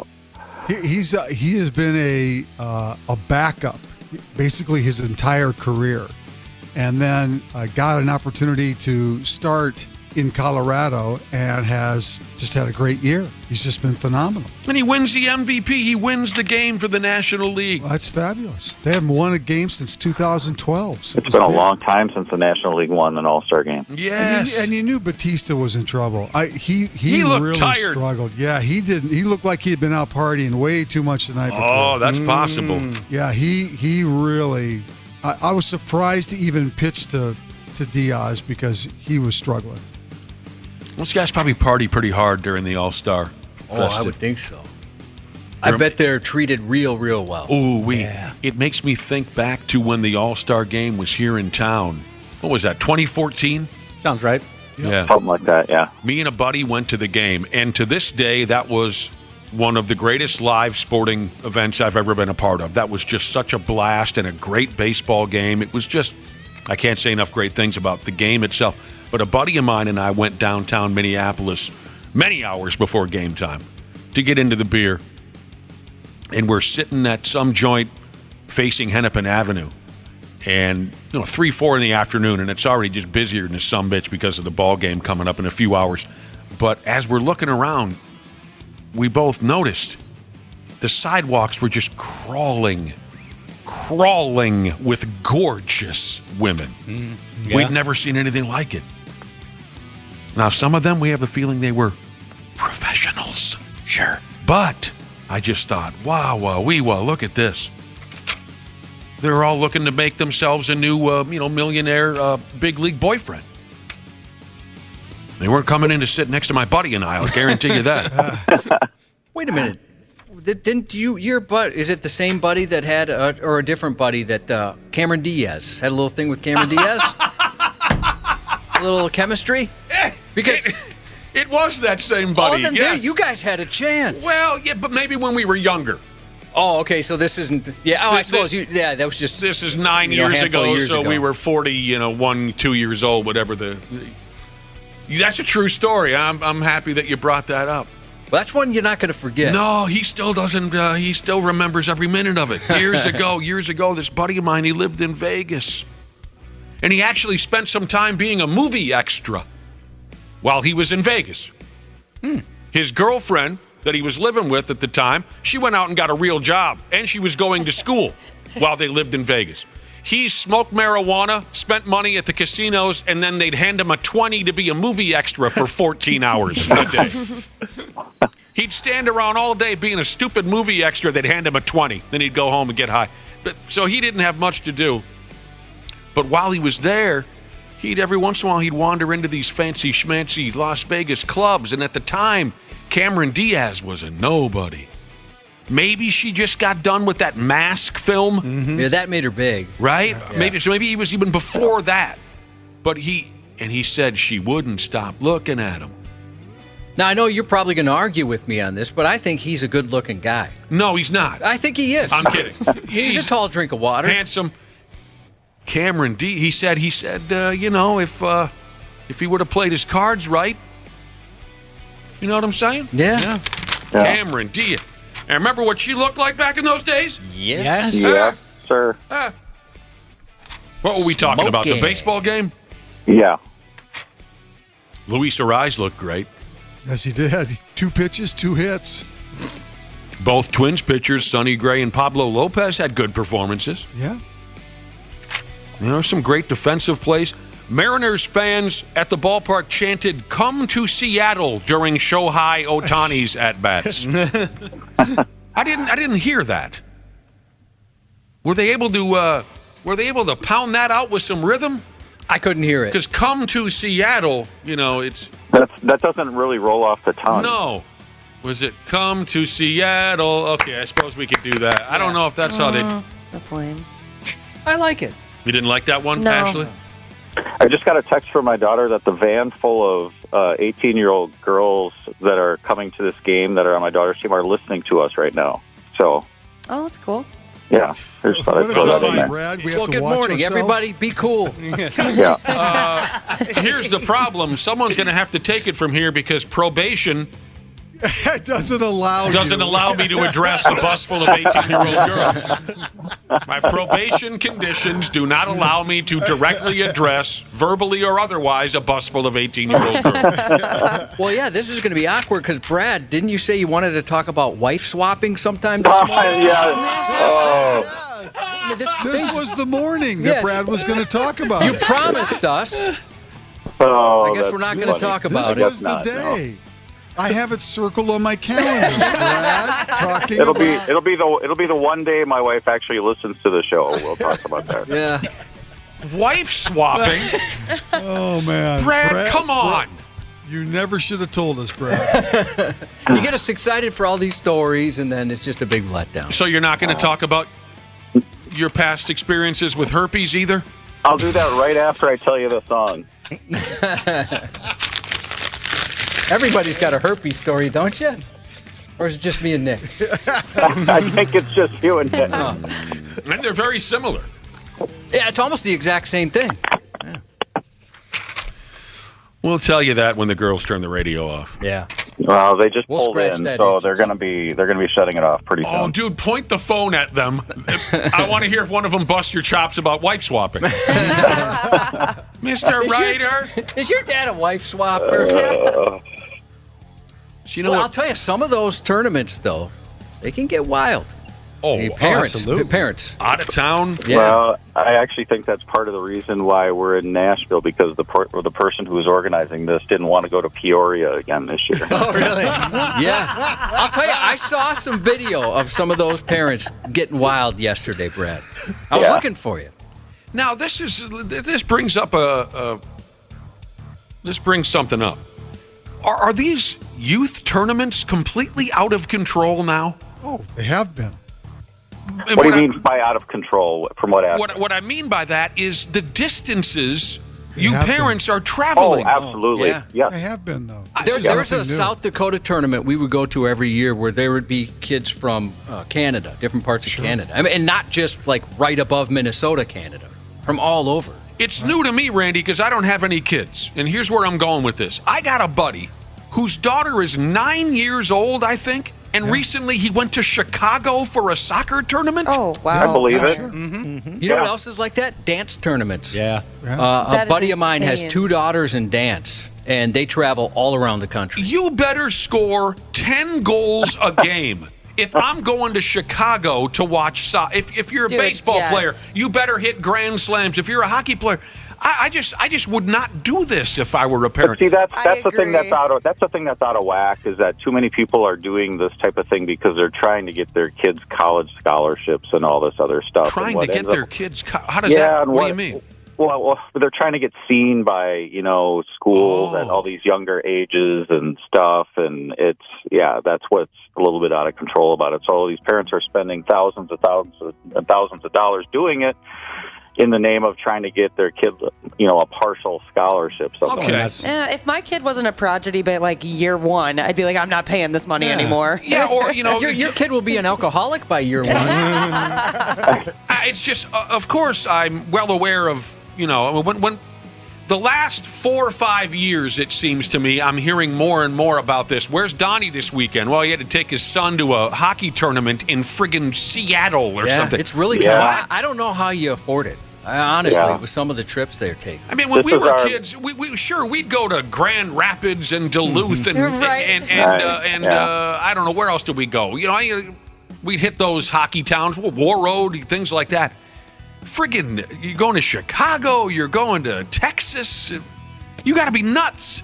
This is kind of it. This is kind of it for us. This is kind of it for us. We've got one more local tournament in late July, and then she's done. She's going off to college, and my son's done. So this is about it for us. Randy, your sons were athletes. What's the furthest you went for some kind of a tournament? Oh, we played when Ryan was in 5th grade or 6th grade. He was on a Magic basketball team that made it to nationals.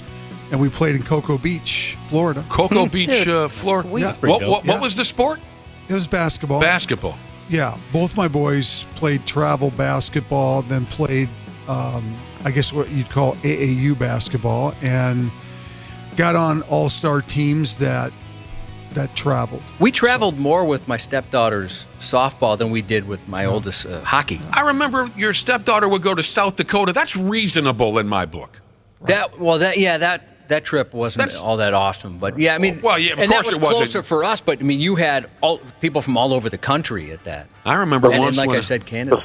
The furthest we ever went, my son, when he was 12, and this was more for fun more than anything. We went and played in a tournament in Cooperstown, New York. I think maybe you guys might remember that a little bit, but that was a really fun experience because we got to see the Baseball Hall of Fame, and the fields there are really cool for 12-year-olds to play on, and that was more of a fun experience more than a get seen experience. Anyway, it just seems outrageous to me to be going, especially when a kid is 9 or 10 years old. It is for Pete's sake. What the? It is out of whack. There's no doubt about it. I will say that the one thing that, as I look back now, that they actually got out of that, all of that, was the relationships. Right. 100%. My kids both have the relationships with those kids, and they didn't all go to the same school, so it was a mix of kids. And they still had those relationships. So some of the parents too. Exactly. Parents too. Friendships that you make. My daughter's rooming with a girl that she's played softball with all these years in Mankato. So remember that Canadian model I dated for a while, Nick? You guys never met her. There's always things in the way. She was busy. No, I never met her, but I remember you talking about her. I met her at one of those out of town tournaments. Oh my God, she was stunning. Yeah, absolutely beautiful. Absolutely. The left-handed specialist, Jesus said, we were in Fort Lauderdale last week for the AAU National Taekwondo Tournament. That was a spendy week, he said. Oh, I bet. I mean, but you're right about, we originally started talking about how the parents get wild on these out-of-town tournaments.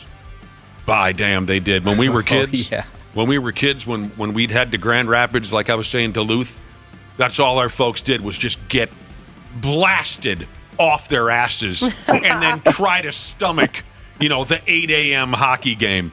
I remember we had a coach once. I believe he's passed now. He was a great coach. That sumbitch got so drunk one night he's chasing us around the hallway of the hotel in his drawers. I wonder how it's going to go now. So if my 11-year-old stays in sports, the closest in age between our kids is 21 and 11, right? So we're the old parents now. By the time he's going to be there, we're not going to be able to keep up with some of these young parents. One of our youth hockey coaches, who was usually a pretty boisterous guy, if that's the correct word, he comes into the locker room for one of our games. I think we were in Grand Rapids, and he's just kind of sitting on the bench with us, just breathing heavily, looking like garbage. And we said, "What's up?" He turns to me and my brother, and he says, "I tried going beer for beer with your old man last night." Not good. I don't feel very good. Because my dad could drink Budweiser back in those days. Then there was a time we were playing a Canadian team when we were young kids. Thunder Bay, Canada came to the cities to play us. And the coach of the Canadian team walks into our locker room before the game, and he says, I just came in to find out what color sweaters you boys are going to wear for today's game. And we laughed in his face because we'd never heard jerseys called sweaters. Oh.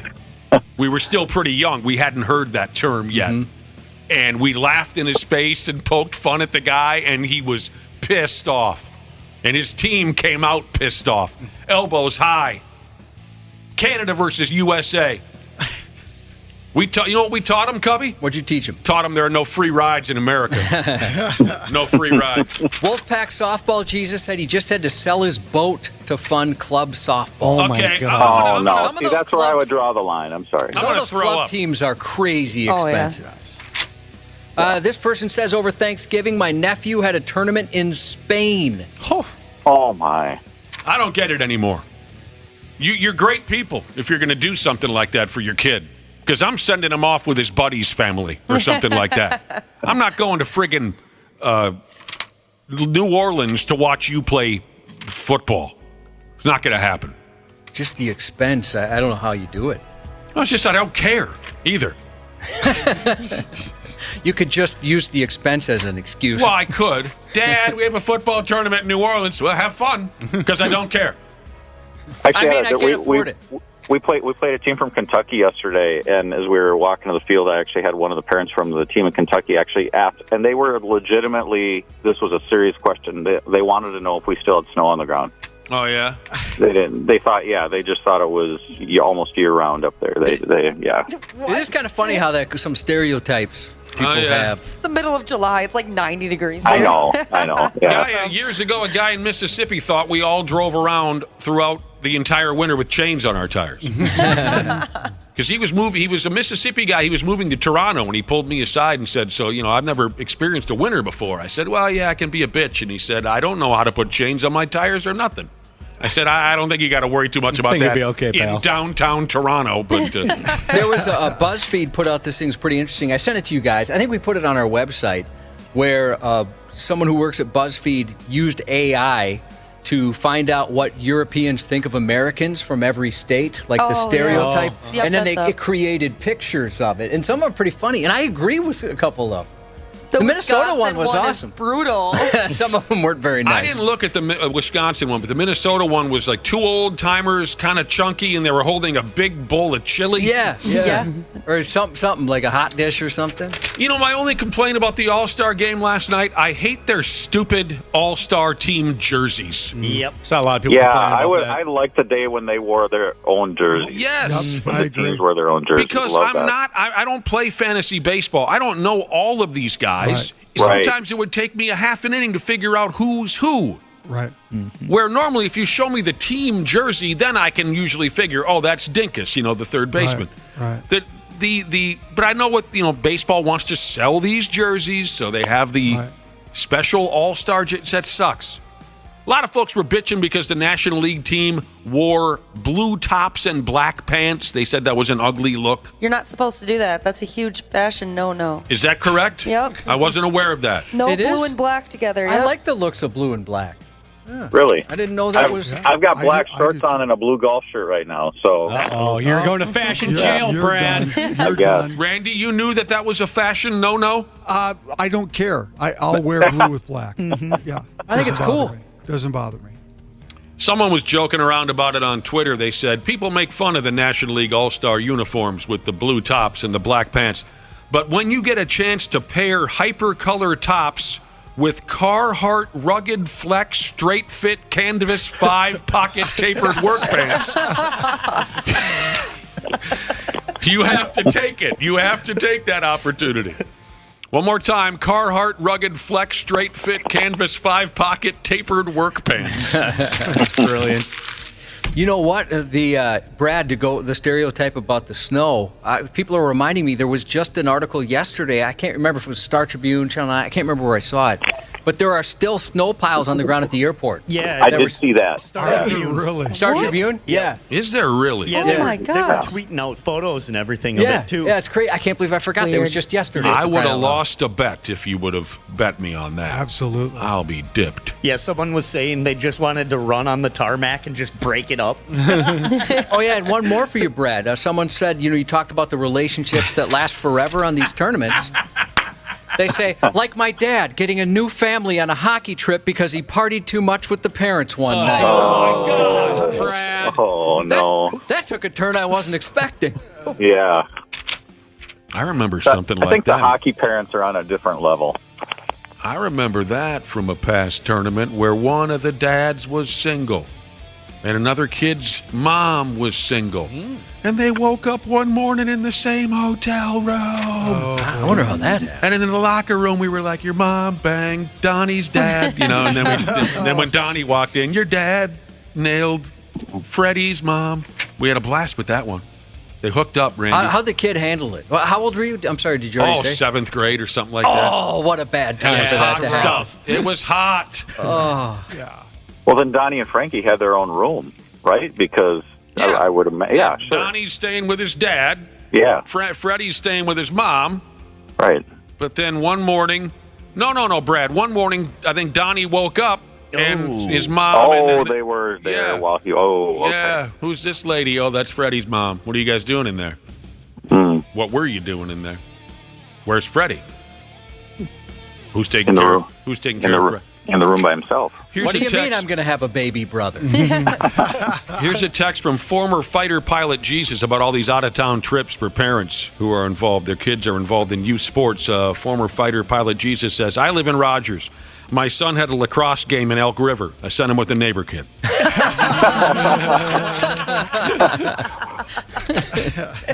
That's awesome. We were joking around That's about... the way to do it.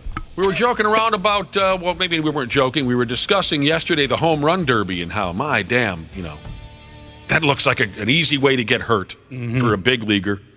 Sounds like it happened. Luis Robert, part 2 of the Chicago White Sox, didn't play in last night's game, and he's got problems. He has a calf injury that flared up during the home run derby. It sucks. Oh, boy. Yeah. And this is a guy, from what I understand, he's had a hard time staying healthy the last couple of years. He's having a great year.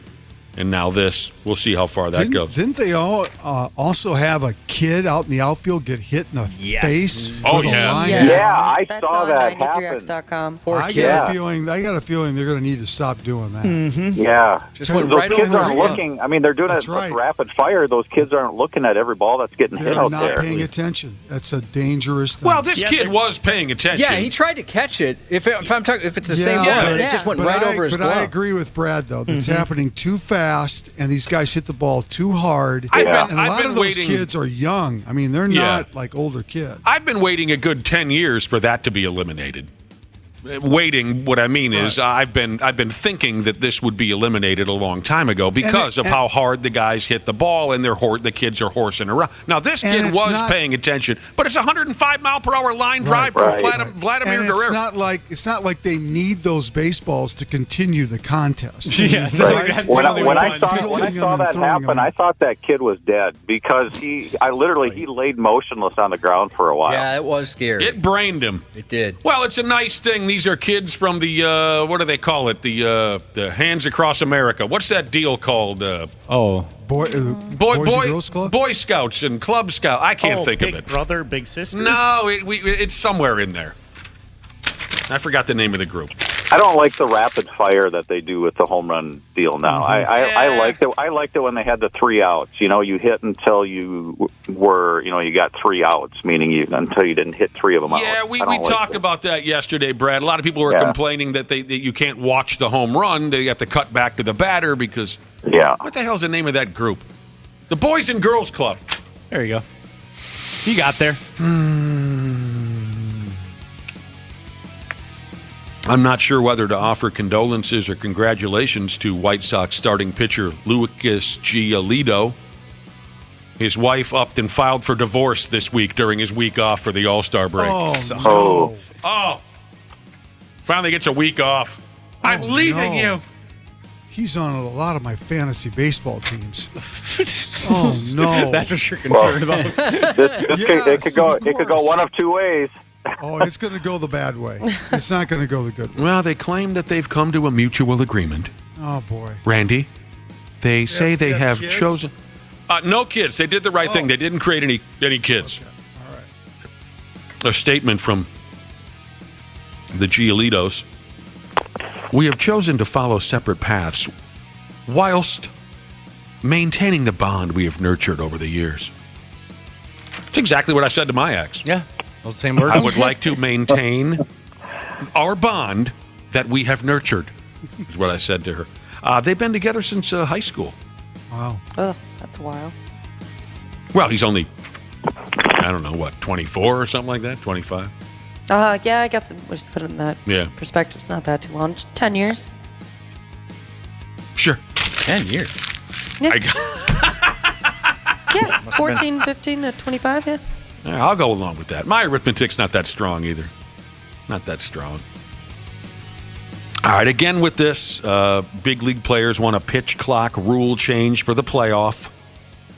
They want a little more time during the playoff, you guys. Sure. Makes sense. You all right with that? We talked about this. I wasn't in favor of it, but I was the only one who wasn't. So. This came up a few weeks ago. I don't know. You were the only one who was in favor of it? I was the only one who was not. I don't remember that conversation. I guess I don't really care either way. I'm going to watch the friggin' games. I don't see what the problem is. They want a little more time. Time. And then I'm burned out on the ongoing drama in big league baseball surrounding the baseball itself. You know, one year it's a wet potato that doesn't travel out the infield. The next year it's a friggin' live ball. It's a friggin' it's like a rocket. This year, of course, there's been more and more drama over what the pitchers can and can't do, the sticky stuff, the this and that. Okay, so I hate to even bring this up, but in case anyone has a great passion for this, I'll go ahead anyway. Pristine white baseballs that would not require rubbing are under consideration by Major League Baseball as a way to solve the issue of pitchers using sticky substances for better grip. It will be tacky fresh out the box. No, you don't have to rub it up with mud like they do now. I still think players will rub it up because everybody's got their own. Right. They love their own feel to the ball. So. I don't know, and I don't care. I don't think that's going to prevent players from doing that. Yeah, fair enough. 44 years ago today, it was Disco Demolition Night in Chicago. How do I say that? Yep. Demolition Night, 44 years ago. It's a radio promotion. Yes, it was. The power of radio. If you're too young to know what we're talking about, 1979, a DJ in Chicago came up with this idea, Disco Demolition Night, because he was burned out on disco music. I love disco music. Bee Gees and stuff like that, I love it. But in 79, Olivia Newton-John, back in her day, oh, damn, she had some great. So fans got in the game for 98 cents if they brought a disco record that they would then stack up in a pile and blow it up in center field. And it got totally out of control. The White Sox were forced to forfeit the game because of it, because so many shirtless derelicts jumped on the field and were just drunk and out of control. They're like climbing down the foul pole from the upper deck. Yeah. I mean, you can't deny that this was a clever idea for radio. Yeah. Right. This is the kind of thing that old school radio types still masturbate to. And those types of people are still in the business today. Absolutely. The attention-starved, program director, they whack off to things like that. What you whacking off to? Well, I'm thinking about burning albums. We got to do something wild that the whole town will be talking about. That's the old school radio, line of thought, and they're still out there. And people are still talking about Disco Demolition Night 44 years later. But it is kind of pathetic that it got so out of control that the effing ball game couldn't continue, you know. Looked like a hell of a lot of fun. That's what Bill Veeck is one of the things he's most known for, Mike Veeck's dad. I'll go along with it. He was in charge of the White Sox back then. Right. The Bee Gees. What a damn shame that Barry's the only one left. God dang. I feel bad for Barry. His whole family's gone. That would be tough. Robin's gone, Andy's gone, Maurice is gone. Just Barry. God, he was a pimp. You know, speaking of old music, I was telling Josh this. I watched a documentary over the weekend on Wham! I heard good things about this. It's in my watch list. I just haven't gotten to it yet. Here's the deal. Wham! Wake me up before you careless with this and that. Yep. Yeah. And what you will take away from the documentary is this. Andrew Ridgeley, the other guy in Wham alongside George Michael, should be given credit for probably being the nicest guy in the history of music. The nicest, most understanding, level-headed, friendly, and happy guy in the history of music. If the actual show is half as interesting as just the trailer was, it's going to be very good. Maybe we should also call him the best friend anybody could ever have. Yeah, in the trailer they mentioned they were buddies at 12 years old. 12 years old. And went on to, become huge. Then they become massive, and more attention is paid to George Michael. Understandably so. More of his music and his songwriting is being used. Most guys would have been a little butthurt, a little irritated by that. Andrew Ridgeley was happy for his friend. George says, I'm leaving Wham. I'm going to go be my... He says, go ahead. I'm happy for you. You don't hear that too much. No, most of these guys just turn into puke buckets, and they sling all kinds of hateful stuff towards the guy that left the band. Andrew Ridgeley. You should watch that documentary. I love when this silly stuff comes up. Josh brought this up in his news. Vikings wide receiver Justin Jefferson was asked to name his top 5 NFL quarterbacks, and Captain Death Rocks was nowhere in that top 5. That's funny. Well, what's he supposed to do? Lie? Yeah. Or did they say other than Kirk Cousins? Or did they say that? That's not what I have in front of me, Brad Ryder. Yeah, I haven't seen that reported, but... They asked him who his top 5 were. He said, number 1, Patrick Mahomes, as if you haven't heard enough of that already. Number 2, Karen, as if you haven't heard enough of that already. Number 3, Joe Burrow. Yep. Number 4, Jalen Hurts. Number 5, Josh Allen. Well, it's kind of hard to argue with that list. It's very hard. I think 5 most very good people quarterbacks. Yeah. Of course it is, but like we were discussing about, the common sensitivity level of a musician is quite high. The same goes for professional athletes. Yeah. Although it's completely reasonable for Justin Jefferson to dump that top 5. I bet Kirk Cousins would agree. Yeah, he would. Yeah, I was going to say, I would have. The smart thing to do would have been to not list Rodgers and list the other 4 and then put Cousins in there as number 5. That's what you'd expect. Yeah. I don't know. Maybe I've had too much to drink, but I just can't wait for the Kurt Cousins thing to be over. Well, you're going to get your wish. Yeah. One more year. People are saying, Dana, your tweet made it into quarterback on Netflix today. Yeah, a lot of people have been texting me about that. I had a tweet about Kirk Cousins about how when he was standing at the podium in his complete dad uniform, and it said something like, this guy's rolling in Cole's cash. Oh, that one. Awesome. So they put that. I had to sign like a release form to let them do it. Well, how come you didn't tell us this? Yeah, that's sweet. It's weird that you wouldn't have brought that up. I thought he did. No. So I guess people have been texting saying you're in episode 1 of Quarterback on Netflix. Yeah, that's right. Now I gotta watch it. This is a program that starts tonight, I think. It's already on, yeah. It's out on Netflix. Oh, Netflix. Oh, it's not a thing where you have to turn the television on at a certain time. No, it's on streaming. It's a modern thing that I don't understand. So you signed away getting any financial compensation for this? I don't know what I signed. I just signed something and sent it back to him. God, I'm tech savvy. I love it when you're like 25 years behind. Yeah. It's just amazing. I don't have to turn the television on at 8 o'clock on Wednesday. I can just press a button and it begins for me whenever I want it to. It stops and you can put it on pause. And Is this something I need to set my VCR to record it? I can't figure it out. That's why, Josh, you and I need to move in together at one point or another so you can show me what's happening. I'd be happy to. And I also love that Dana said that he just signs things and sends it back to people. Yeah. Not even going to read it. Well, it was just like, I do love it was like I gave Dion full permission to use it or something. It wasn't all that elaborate. I'll tell you what. All right, boys, we got to get going again. Brad, don't die on the golf course. Yes. No, I'll try not to. I'll stay hydrated. And we'll talk to you on Friday. Randy, we'll talk to you tomorrow.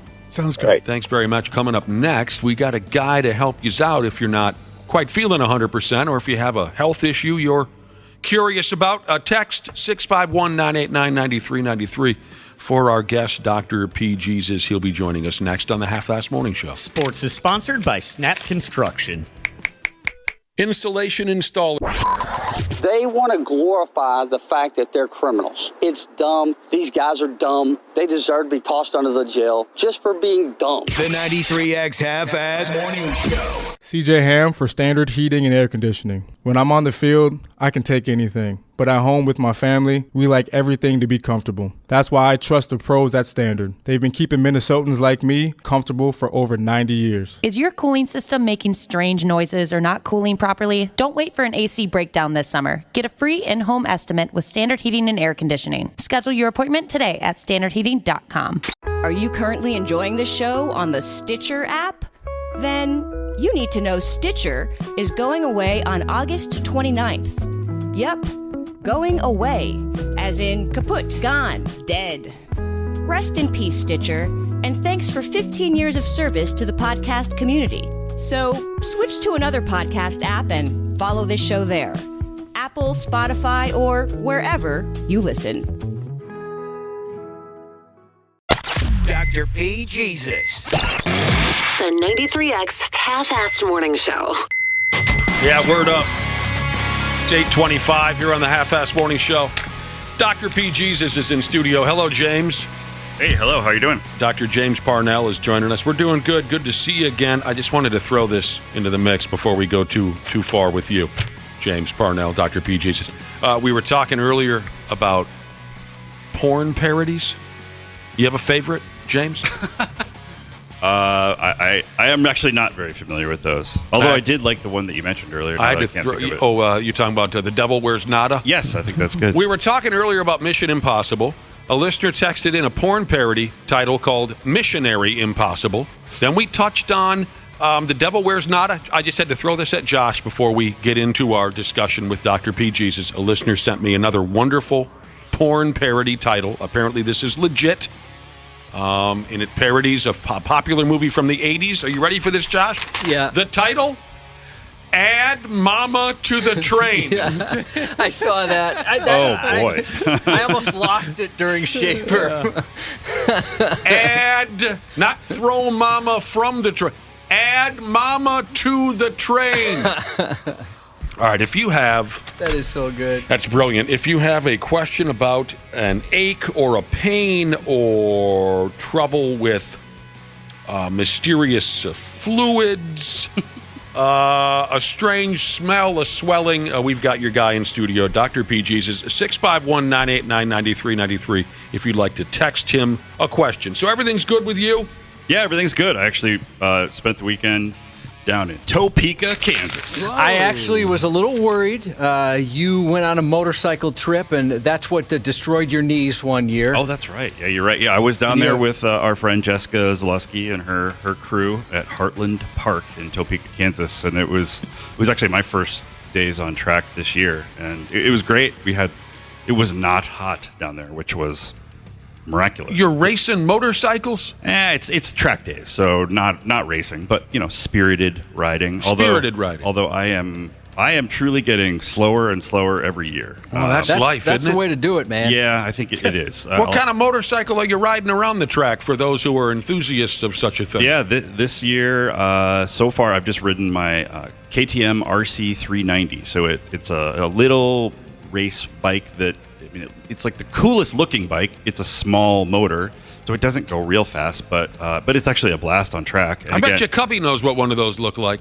Yeah, I think that's a cool looking bike. Yeah. There you go. I've Yeah. never ridden anything like that before. Yeah, it's a lot of fun. I mean, and truly, it doesn't let me go all that fast, and that's just fine these days. So you've been having some good times. Yeah, absolutely. Jessica still runs a great program, and she's got plenty of stuff still going on all summer. I don't know if you guys are talking to her this summer, but I'm sure we will. She's great, and I've mentioned this before. I like to go to the shows, and if she's at any of these events, the line to see her is long. For sure. She's so popular, especially locally. You just it's great to see the amount of people she helps out and the amount of people that really enjoy seeing her. Yeah, no, and I mean, people still remember seeing her racing back in the early 2000s. Yeah. But I think I did not ever see her, but she did really well competing against the men. We used to all hang. I mean, we just got done with our booze cruise. She used to come on a lot of the booze cruises back in the day. She did. She was part of the wilder days of the booze cruise. Yeah, she was one of the OGs. She's definitely an OG and a survivor. Which is amazing because she's the most sort of regimented, rule follower, and which is great for what she runs. But it's hard to imagine her loosening it up on the boat. Here's the deal, Dr. P. It wasn't like she was running wild and raising hell with the wilder types on the booze cruise because she was too busy hitting on Cubby. Word? Like word or no word, Josh? I'm not commenting on this one. The long line of women hitting on. Oh yeah, that Josh. line's not as long. I think you're thinking of the line to the bathroom. Oh, okay, right. Yeah. She had a massive crush on old Kubinski over here. Oh, there you go. Sorry, I blew up. I do have a question already texted in for you, Dr. P. Jesus, because we want to get to it, and hopefully you can help out as many of our listeners as possible if they've got something silly going on. This actually, Josh, was texted and labeled important. Oh. With a couple of asterisks and whatnot to get my attention last Saturday, this listener says. Oh, and this could lead us into a question that you wanted to ask Dr. P about. Remember the cups, Cubby? Yeah. Okay. Yeah. Last Saturday, we were at a bar, says this listener. They had mugs with a multicolored blinking light bulb in the bottom of them, a little bigger than a marble. My buddy swallowed 2 of them to impress a girl. All right. It's been 4 days and he hasn't exited them yet. Should he be concerned, and what should he do next? Wow. Yeah. That does not sound great. So he swallowed this thing that clearly had batteries in it, basically. Well, if it's a blinking light bulb, yeah. Right. Yeah.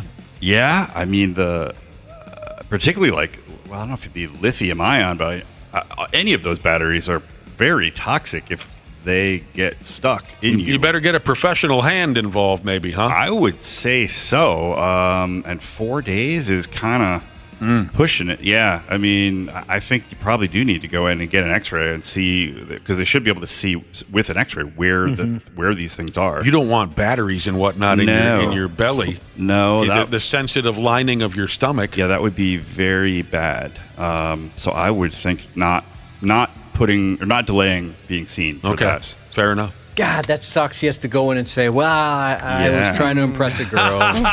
Yeah. Like, what were you thinking now? Former stab and grab Jesus. Hopefully this is something you understand. I don't know what he's asking, really. For the doctor, is TRT safe and effective? And I wanted to read a text from him because I looked back. His previous text was sent in February. And he said, this is the previous text.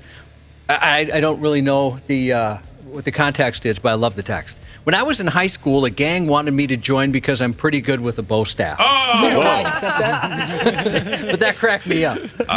Testosterone replacement therapy, maybe? TRT? Oh, I bet, yeah, that's probably what he means. I can't think, thyroid, medication. I bet you're right, because we get a lot of those testosterone questions. Yeah, and I know it does come up. It's, I'd say it is very unusual for men to actually need extra testosterone. There are medical conditions that require it for you to feel normal and function normal, but I'd say again, it's an industry that is blossomed and sells a lot of products, and I don't think there's great evidence that most of the people who want to use it need it. There's lab tests that can test your actual testosterone levels, and if you meet what we consider in modern and allopathic medicine, so just what I do, if your levels are low, then it should be replaced. If they're not, then it shouldn't be. And it's kind of that simple. So it should be done under the direction of a doctor. In my opinion, I think if you're dabbling with supplements and over-the-counter things and all that, who knows what's going to happen. In your medical career, Dr. P. Jesus, who was our guest this morning on the Half-Fast Morning Show, in your medical career, have you ever treated an infected taint?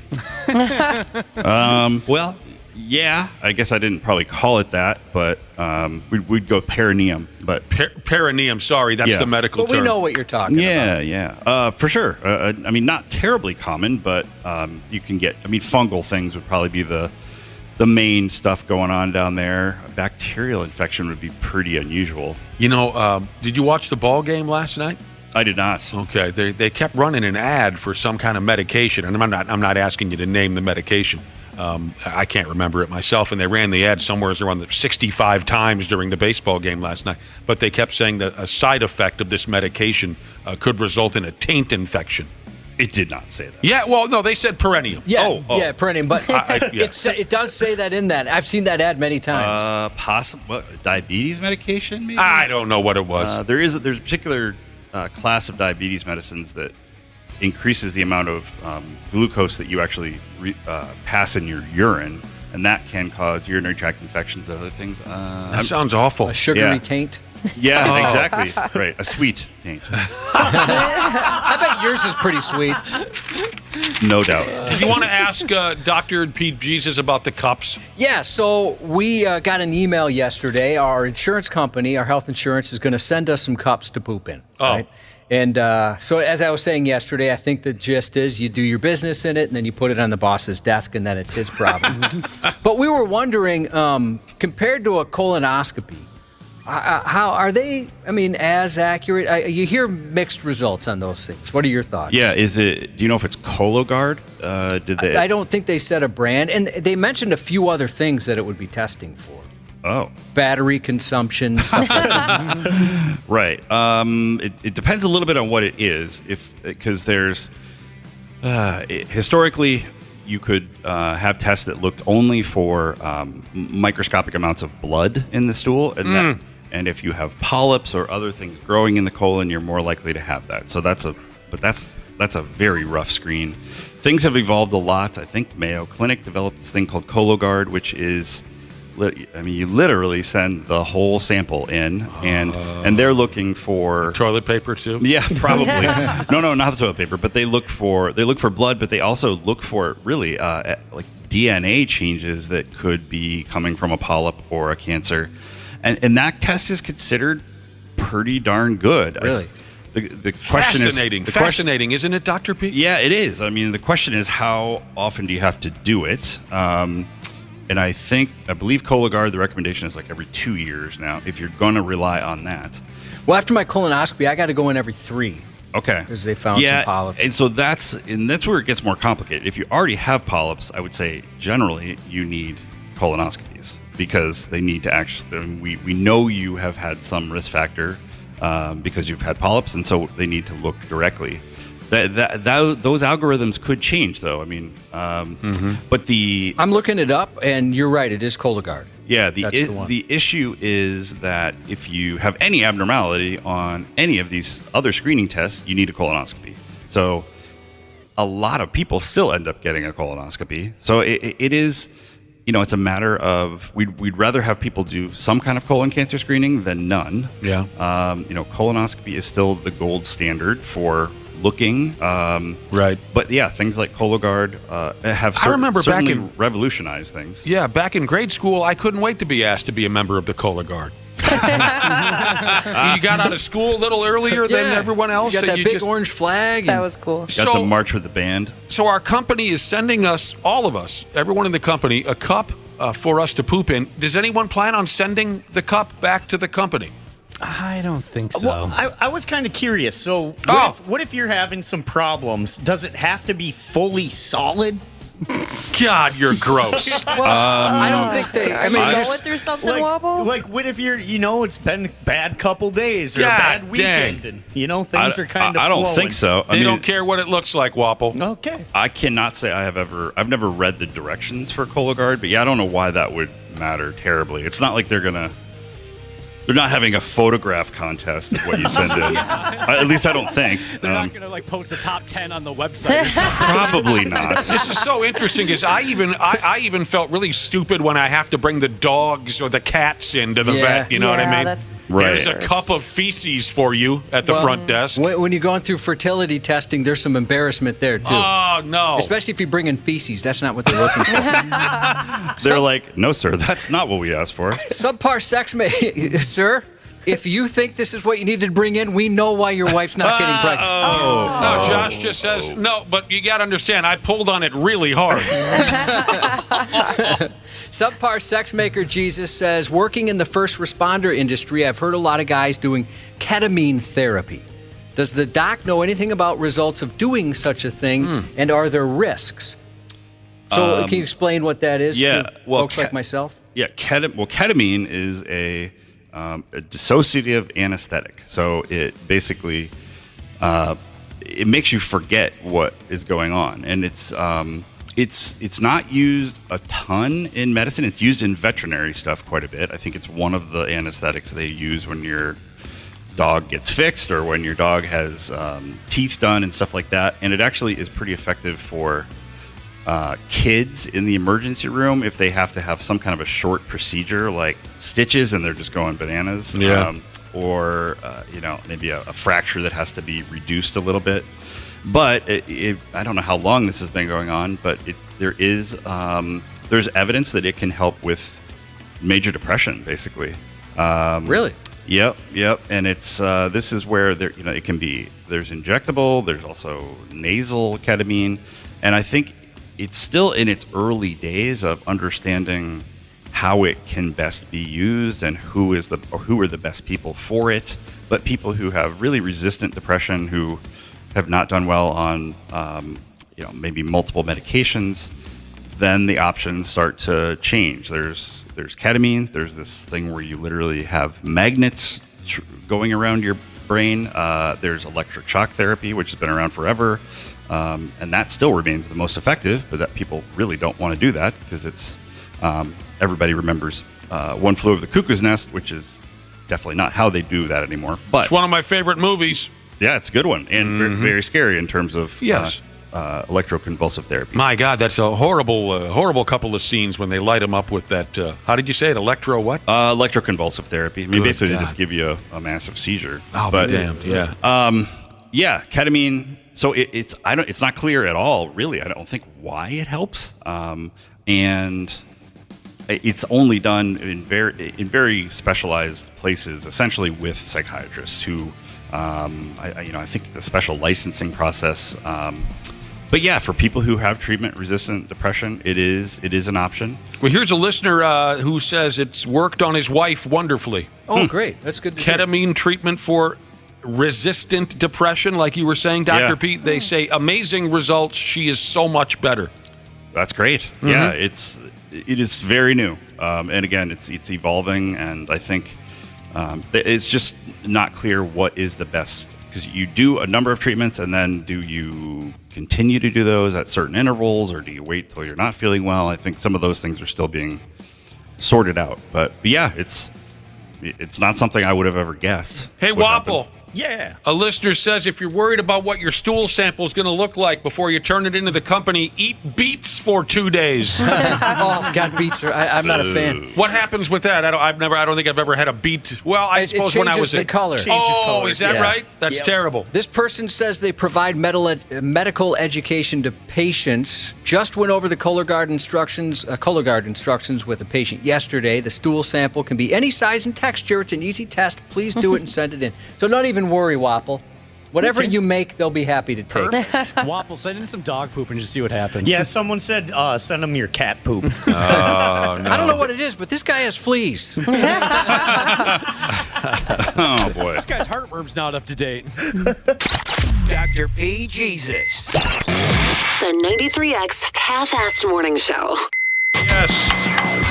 Our wonderful guest this morning on the effing Half-Assed Morning Show is our pal, Dr. P. Jesus. He's taking all your text, messaged health questions, as many as we can get to.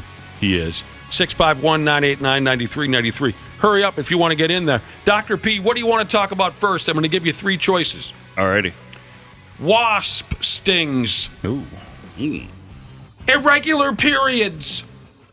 Or boil drainage. Ooh. Spin the wheel of medical fun. Let's see. We'll do a boil drainage real quick. Hey, guys, how's it going? The text begins, Josh. That's a nice way to start any text. I've got a question. It's going well. Thank you for asking. Yeah, it is. How's it going how for are you? Julie? I have been getting a clementine-sized boil on the middle of my right thigh every time it's hot out. I always lance it, and it drains. Oh. And I think it's done, but it keeps coming back. What's up with that? What's up with that? Clementine. Woo. Jesus criminy. Yeah, that's big. Well, obviously, if it gets lanced and goop comes out, then it's a large cyst. The problem with a cyst is that there is essentially a wall to the cyst. So if you simply drain it, it will empty somewhat and heal over, but then it can fill up again.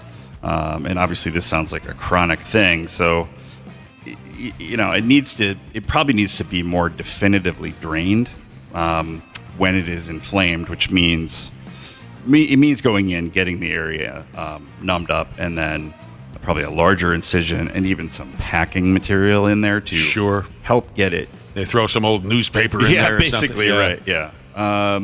But gauze that sort of sits in there almost like a wick and prevents it from closing over too quickly. God dang. And then once it all calms down, maybe 6 weeks later, maybe have the cyst wall removed. Okay. You can't really do that when it's terribly inflamed because it doesn't heal well. But It's probably not good for you to just sit there and pop it over and over and over again, right? I mean, go get the treated properly. Yeah, I mean, you're risking an infection, are you not, Dr. P? Yeah, I mean, the thing is, you already have an infection to some extent, but yes, clearly not. We still want to use medical instruments that are sterile, and it's using a ballpoint pen or something like that. Yeah, I would say it's a risk for it becoming a more problematic thing, and it's possible that it is actually MRSA. I wouldn't be surprised, which is methicillin-resistant Staph aureus, which is one of those resistant bacteria you hear about, and it can cause some nasty skin stuff like that. Yeah, and if it's sort of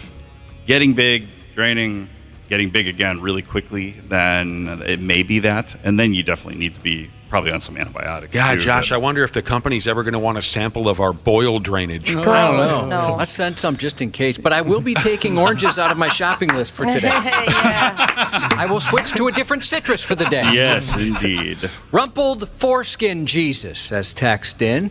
For the last year, he's had stomach issues. When he goes number 2, he gets sick to his stomach to the point where he feels like he's going to vomit afterwards. Oh. Okay. And now we're right there with him. Right. Well, that's terrible. That's interesting. Heard of something like that? Every time he makes a deuce, he feels like he's also going to yak ski. Yeah.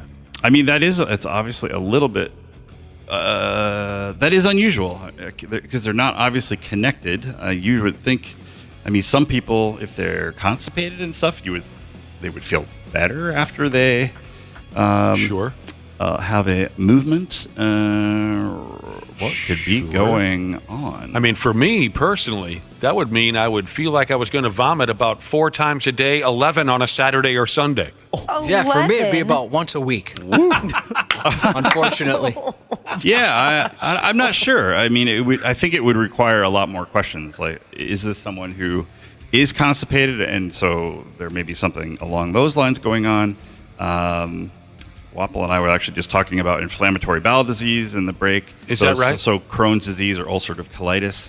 People like that will have... I've heard bad things about Crohn's disease. Yeah. It just makes you miserable. I don't know about the other one there. Yeah, and I mean, still, the nausea, vomiting when you're related to the colon is still not... I wouldn't say that's typical. And yeah, so wondering about that, but that's going to be people who have diarrhea frequently and blood in the stool. Ulcer disease can cause problems in the stomach, but I can't think of why it would be triggered by bowel movement. So it would be, there's a whole bunch of things that could be thought about. I'm sure. Maybe an infection, but... This is something you'd recommend going in for then? Yeah, for sure, especially if it's something that's been going on for a while. I mean, obviously something isn't right. That's not, even if you catch a viral infection and you're having nausea, vomiting, and diarrhea, it just kind of resolves. Mm-hmm. So yeah, something's funky. Yeah, absolutely. How about this? Do you want to talk dull pain in testicles or tingly legs? Wow, you guys don't usually offer these up. Well, we get so many, maybe we'll have you speak to your expertise. Or tingly legs. How about dull, tingly testicles in the legs? Well, we can't do all that. Dull, tingly testicles that have suddenly appeared on my legs. Yes. Which I hate to choose. Testicle! Okay, testicles. Testicle! Everybody loves testicles. So this person this is from King Dingaling Jesus. Sure. Looking for advice because he has a dull pain in his left testicle. Oh, man. See, that reminds me of when I had that twisted nut. As you know, anything in my bikini area, I have had. I've had a condition. And the testicle thing quite often. And I've gone to the doctor many, many times, and they always say, yeah, it's just kind of one of those things. Dr. P, when I caught testicular torsion, I think that's what it was called. Yeah, that's it. I caught that from a neighbor or something. I'm not sure. I would describe that as a dull pain, but I'm surprised the dude is able to text because the pain is quite intense to where you're desperate for help. That was my experience. I haven't had the torsion, but yeah, there's times I can't walk. It gets so bad. I was a desperate sumbitch. But I forget this every time. I've had it a couple. I forget it anytime it comes up. I've had this before. What's the swelling? Epididymitis. Yes, I've had that a few times. Yeah. So this guy's got dull... I got it from the same neighbor. With yeah. Yeah, watch out for that neighbor. Dull pain in the balls. Right. And I guess when somebody says dull, I usually think it's not terribly intense. And it's not sharp. But, okay. But that's what, this is where taking a medical history helps a lot. Testicular torsion is severe pain, whether it's dull or sharp, like you had, because the blood supply to the testicle is cut off. And that's usually not very subtle. Dull testicular pain can be epididymitis, which is inflammation of the epididymis, which is the gland kind of sitting adjacent to the testicle that sperm passes into and goes through these tubes and ages and then goes to do its thing. Sometimes people do just get vague discomfort that doesn't seem to be epididymitis, and it can be kind of a chronic thing. And sometimes they just hurt for no reason. Yeah, that's what I was told. That's a little mysterious. Prostatitis is the other classic thing that can, even though it's not actually the testicle that's inflamed, it will sometimes one of my nuts will hurt and the other two won't feel bad at all. Oh boy. But yeah, it's a matter of how long has it been going on, and is it getting worse or better? And again, seeing someone allows them to take a history, do a physical exam. Things like gonorrhea, chlamydia in somebody who's at risk for those can certainly cause some of those symptoms and cause epididymitis. Dr. P, a text just came in. What about blue balls? Yeah, I mean, there is an aching sensation to that, is there not? That is terrible. Yeah, I mean, pelvic congestion, I guess, is what I would. That's the only term I can come up with that would describe that. But it usually be both, I think. And I think women would say that's a bunch of BS. Right? Yeah, they do. Right. Well, yeah, anybody that uses that as a method of trying to get some action, right. That's not right, but it is a real thing. I think so. Let me ask you something. My testicles seem to be racing to the ground with my left one having a clear lead. And it gets worse the older I get. Is that normal? It does seem to be. I don't think that I've ever read any medical things on that. Presumably it's just gravity. Because I keep a little log on my leg. Like, why did I have to say log? I mean, I just kind of I mark it like you would a growth chart for a kid. Yeah, or like when you put on the doorway, you mark their height. Just like that. The left is typically lower just because of the way the blood vessels attach to things up in the abdomen. The ones on the left are lower.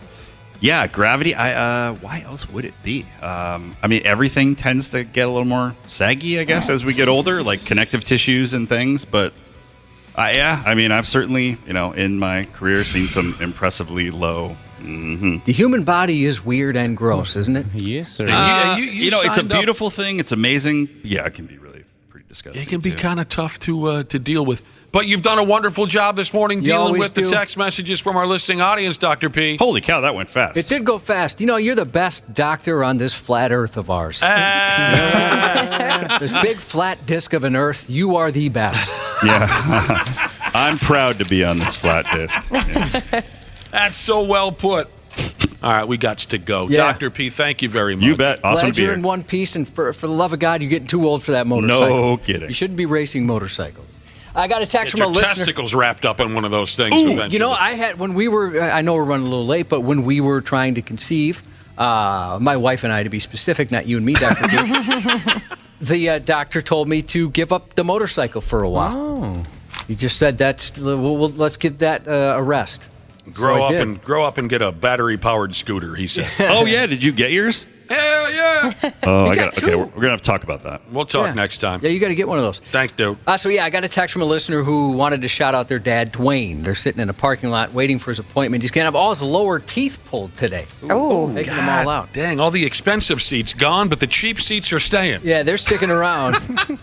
Happy 10th anniversary to Medical Device Shipping Jesus and his wonderful, loving wife. Happy 15th anniversary to Slayer Stephen Jesus and his sexy wife, Kelly. Have a great Wednesday and hope you'll join us again tomorrow. The 93X Half-Assed Morning Show.